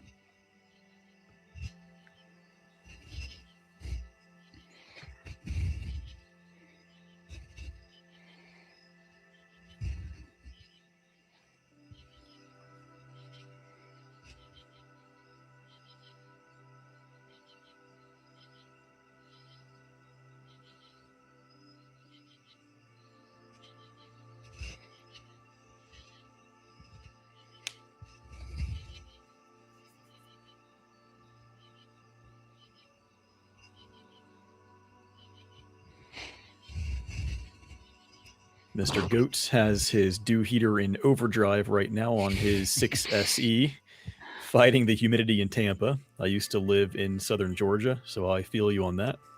Schmidt Cassegrains, there's something about them. They're always susceptible. It's that darn corrector plate that just sits there wide open for all that moisture to capture.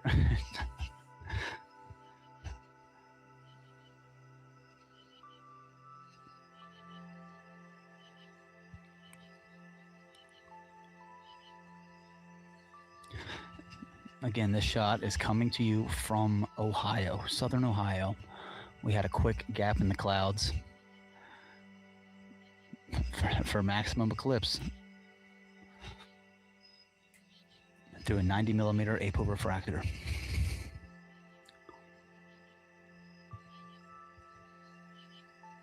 So for all you guys tuning in, thank you so much for your support. We've had a great time talking astronomy and covering this event with you guys.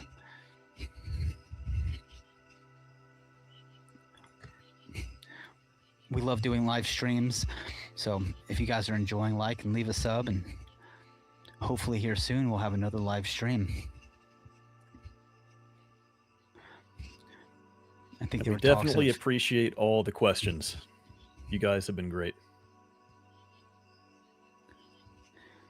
The eclipse will end at 3:01 a.m., but this portion of the eclipse, I believe, ends at 1:51 in the morning. So we will see the this red hue for a significant amount of time.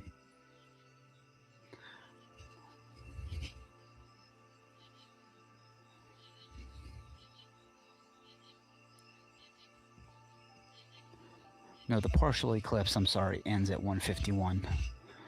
So from maximum eclipse, which was 10 minutes ago, the moon will slowly dip out of Earth's shadow. You can already kind of see that white sliver on the right side just getting a tad bigger. Mm-hmm.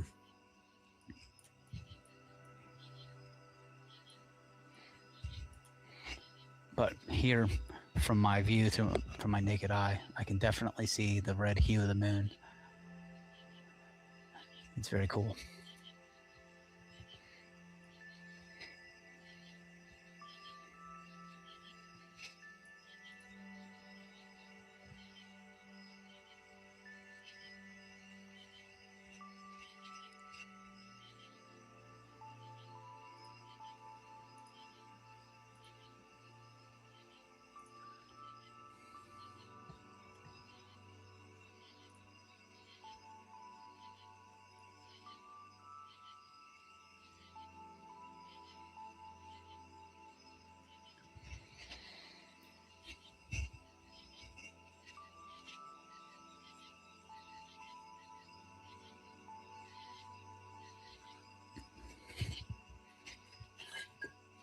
Someone asks, how does this eclipse affect the oceans, seas, and tides? Well, it shouldn't. The moon is still there. There's just a shadow on it. So it really shouldn't be affecting anything.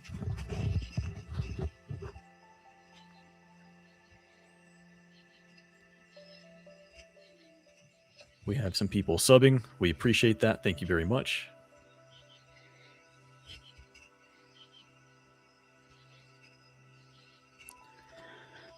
Yes, if we got some pictures while doing the live stream, live video. There's been a couple instances when I grabbed 3,000 or 4,000 pictures.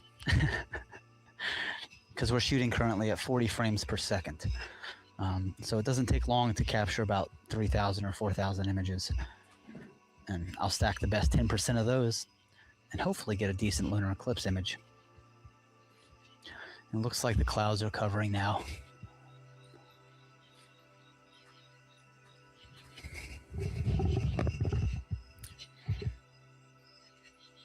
Mandy asks, is it going back or no? It should be going back.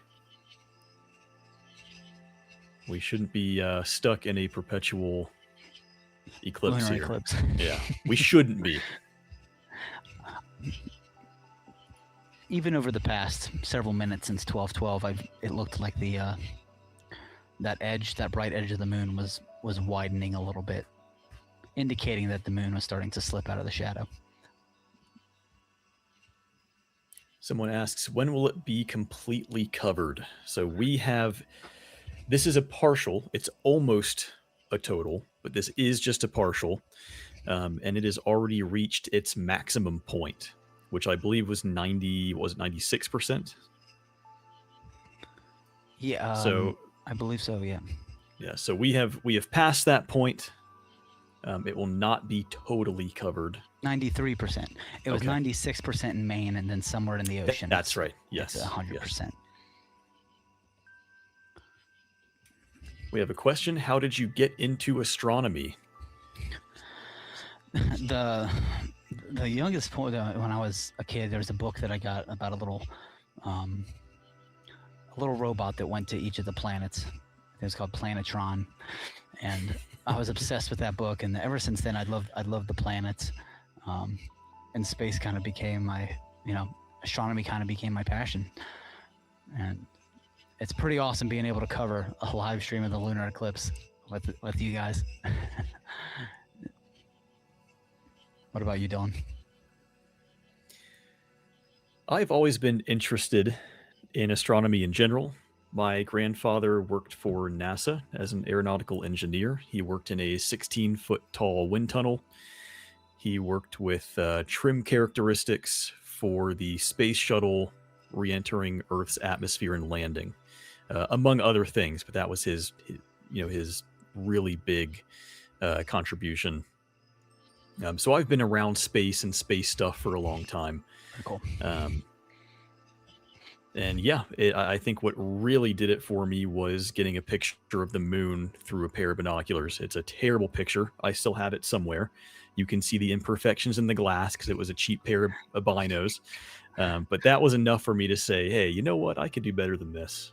And I went out and got a telescope and just developed from there.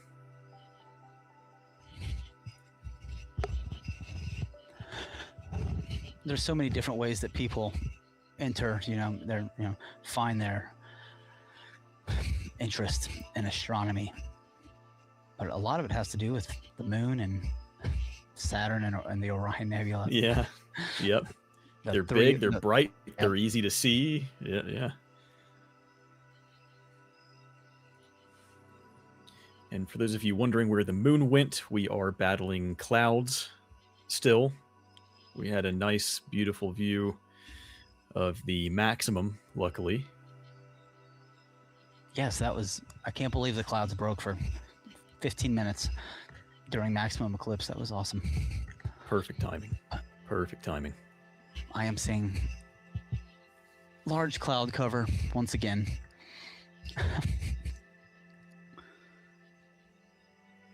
I am in Utah. I am in southwest Utah. and my skies are worse looking than Tegan's in Ohio. 98% reached here in northeast Alabama.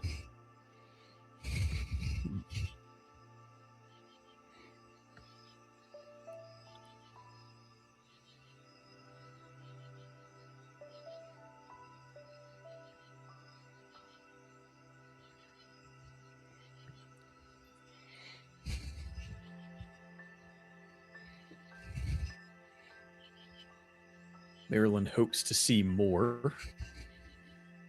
Please share from beginning to total eclipse. So when we end this stream, or actually even right now, you should be able to rewind and skim through and see. I'm pretty sure you can do that on YouTube, but this entire live stream should be available as well. Go back about 20 minutes, 18 minutes, and that's when the maximum eclipse occurred, and that's when the clouds broke.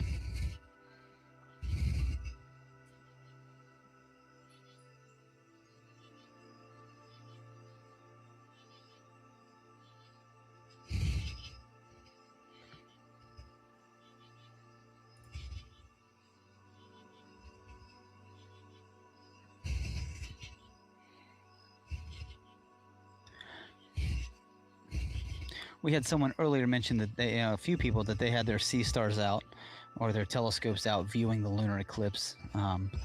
Wondering if there's still anybody in the chat who's currently tuned into the live stream while looking at the lunar eclipse themselves. Northwest Ohio had a great view. That's good to hear.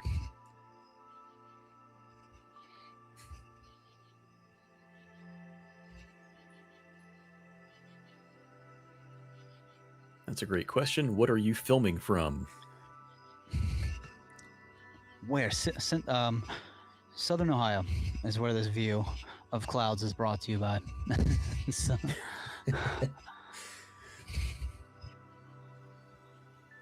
oh, we have Beth is, she's using the Vaonis Vespera. That is an incredible smart telescope. One of my favorite experiences was shooting our full review video on the Vaonis Vespera. Very cool smart telescope.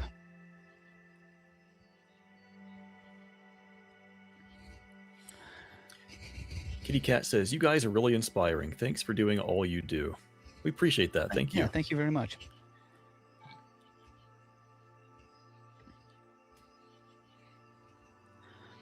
The Vespera 3, the newest version of the Vespera, also incredible.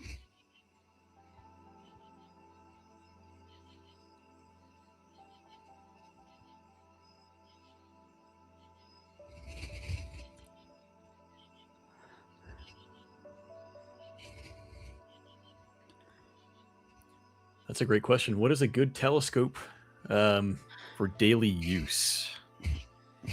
One that you're going to use the most. A telescope that's too big and a little bit too cumbersome is it kind of prevents you from taking it out under the night sky whenever you'd like. So a smaller telescope, I would say a 6-inch Dobsonian would be. Those are pretty light and portable to bring in and outside, but a refractor is also a good option. Like the Celestron StarSense refractors are awesome, and they're integrated with the Celestron StarSense app. So you attach the app to your telescope, and you move the telescope to wherever the app says, and the view of whatever you're looking for is smack dab right in the middle of your eyepiece. So those are awesome beginner telescopes that are very lightweight, great views. They're simple to take out under the night sky. And those are some of my favorite amateur telescopes to use.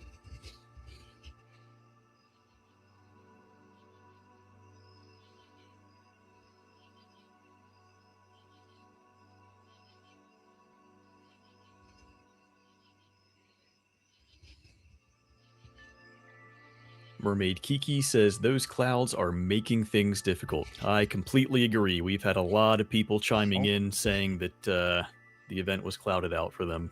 Oh, I got a quick little peek. Let's see if we can bring up the brightness. Oh, I saw the moon just peeking out for a second. It's still in the field of view, so that's good to know.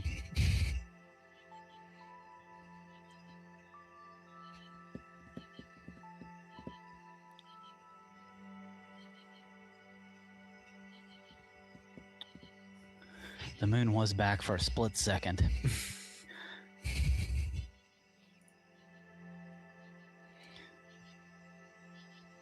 The Archons are changing the battery out and putting in a new one. Well, they better hurry up.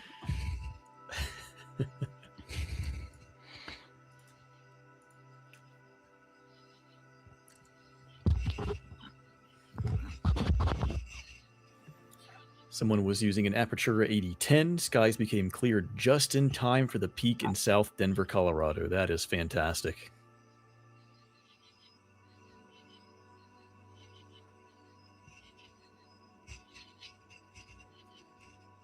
Mr. Goat says, I just want to thank you. Astronomy is better with friends. Thank you for keeping me company. It is our pleasure, and I completely agree. Astrophotography can be kind of a, it's a unique hobby, right? So, yeah, it's nice when we can get together.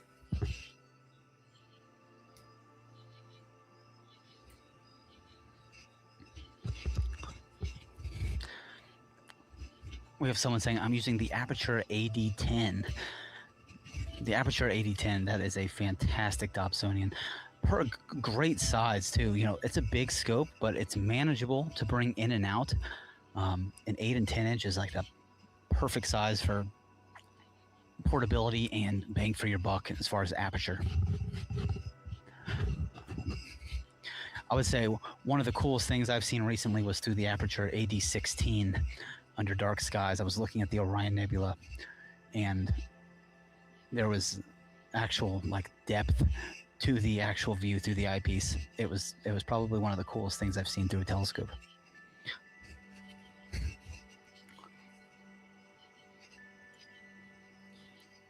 Brandon says they had someone bring out a 12-inch Dob tonight. They had to climb a ladder awesome. to look through it. I bet that was an awesome view. All right, it looks like we have the moon peeking out just a little bit. Brandon's part of a local astronomy group very near to where my location is, and they were having a little star party, or a lunar eclipse party tonight. It's good to hear that they had some good telescopes show up. So we can see in this view that the shadow, the moon is slowly peeking away or dipping out of Earth's shadow, because that faint sliver of light that we saw earlier is actually much larger now on the top right-hand corner of the moon. And it's peeking back behind the clouds again.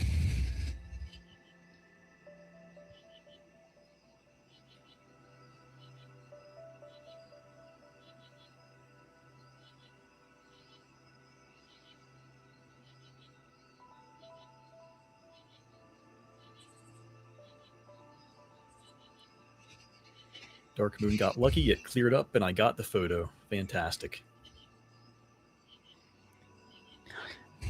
Betty Spencer wants me to repeat one of my favorite amateur telescopes. Well, one of them would be a 6 or 8 inch Dobsonian, like the Apertura AD6, AD8, or the Celestron StarSense refractors or Dobsonians.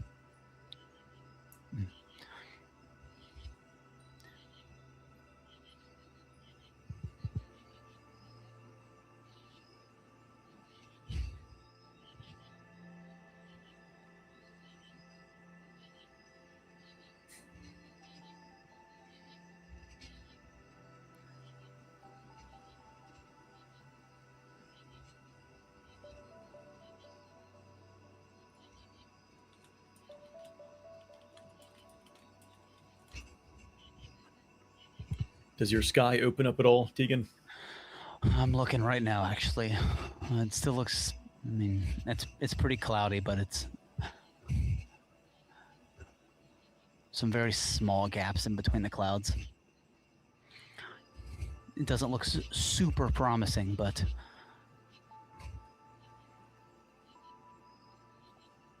we'll get a glimpse every now and then.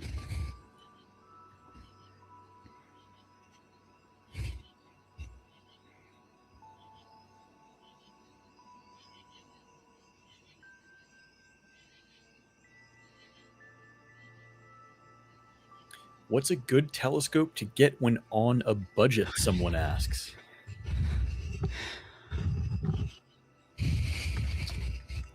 Well, let's see.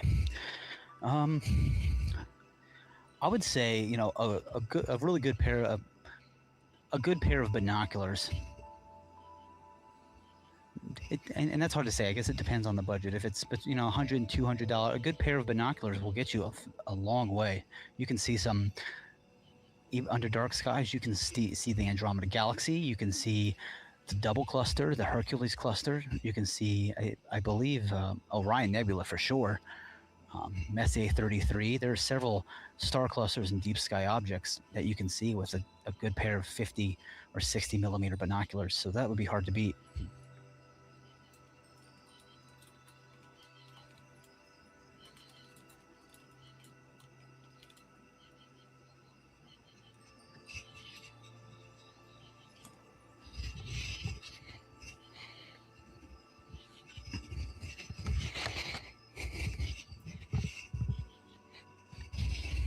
I think a good manual Dobsonian or maybe even a Newtonian could also be good. That's a lot of bang for your buck in terms of aperture. Yeah, a 6-inch Dobsonian is a fantastic starter telescope, because that'll allow you to see great detail on the planets and the lunar surface, which binoculars can't give you. That's a great point. Lori Poindexter, I hope I'm pronouncing that correctly, said get a tripod for your binoculars too. That Absolutely. is a great suggestion because, yeah, it's pretty tough to hold those bad puppies up for a long time. So if you can just, if you get a pair of binoculars that has the attachment, you can put it right on the tripod and you're hands-free.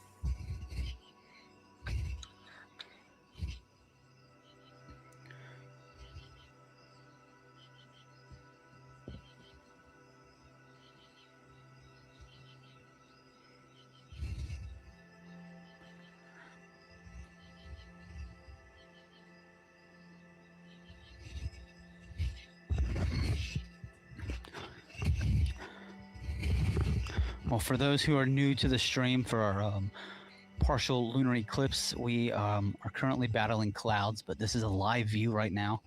It's 12:42 a.m. Eastern time, and I currently have a 90 millimeter refractor pointed to the moon with a cool astronomy camera on the back, but unfortunately it can't see through the clouds quite well.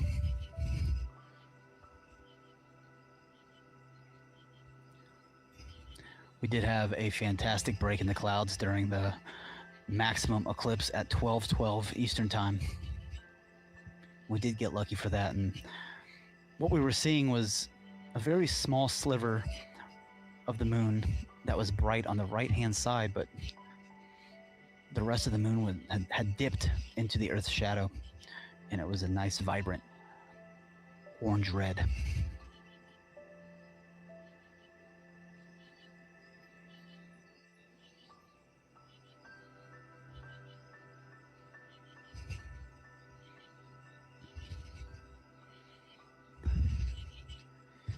And lunar eclipses like this happen every about 2.5 years. So this is not an extremely rare event. If you weren't able to get out into the night sky and see this for yourself, just wait a couple of years, and you should have another one in your area. So these occur all the time and are not extremely rare. Brandon asks if you were using an ASCAR 90 millimeter doublet. No, I'm using an Apertura 90 millimeter triplet. This is one of my favorite refractors. It's one of my go-to refractors for astrophotography.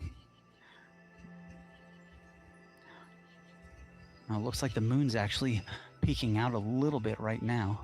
I'm not sure if that's going to sustain, but you can just see the very edge of it. Let me see if I can increase the brightness for everyone. Not really.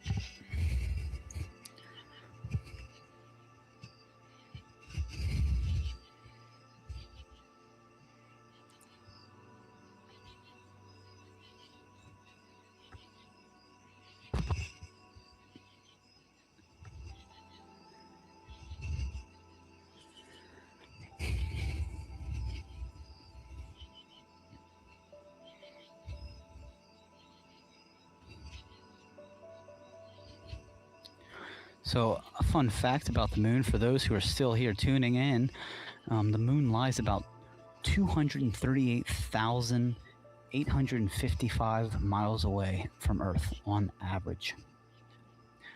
And it takes light from the moon 1.3 seconds to reach Earth. So, relatively close in terms of cosmic scale. Whereas the Andromeda Galaxy, it takes light 2.2 million years to travel. And that's at 186,000 feet per second. Miles per second. 186,000 miles per second.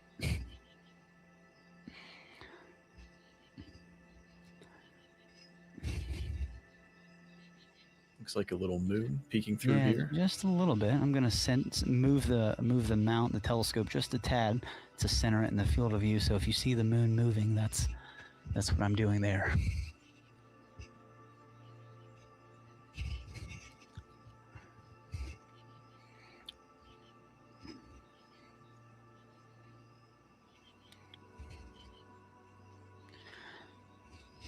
And maybe next time when we get a clear patch, if you pay attention to the surface of the moon, you'll see these dark patches, and those are lava fields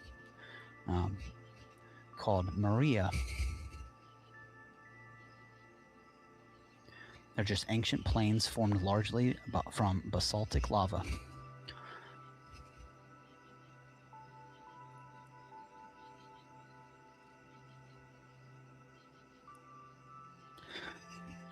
And the bright white cratered regions are the lunar highlands.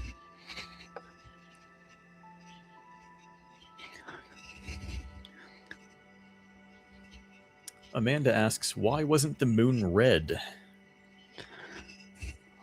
During the maximum eclipse at about 12 a.m. Eastern time, when we got a break in the clouds, we could see a significant orangish magenta haze here on the live stream over the moon.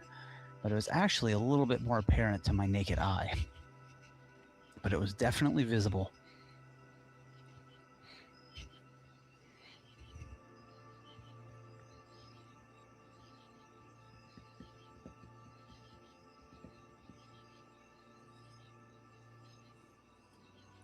Lori asks, what do you think about the future moon base? If we can pull it off, I think it is incredible. Yeah, that would be a really, really big deal, especially with the ISS being decommissioned. Mm-hmm.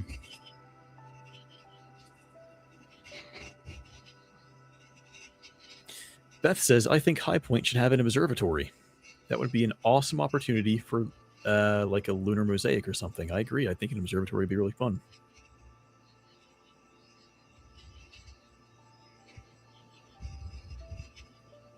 Mermaid Kiki says, when is the eclipse over? Well, the maximum is now over, and we are winding down. We are in the outbound partial phase. And because of these clouds here, we are probably going to start winding the stream down. We might get one or two more little views of the the moon as it pokes through the clouds here. We have one view right now. You can still slightly see the magenta tint, but it's definitely slipping out of the shadow of Earth. Still a phenomenal view, nonetheless.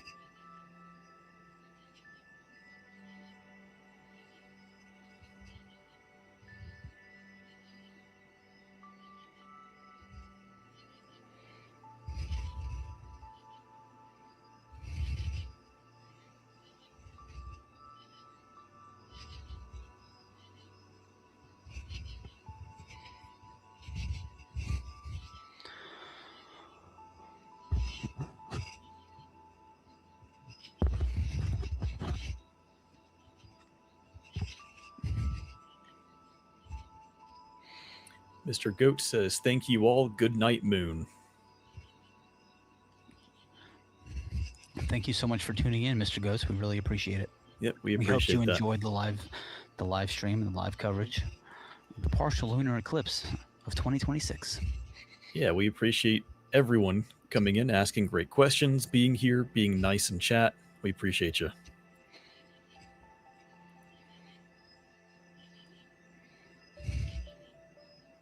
And Tegan, do you have any more openings in your clouds, or are we pretty clouded?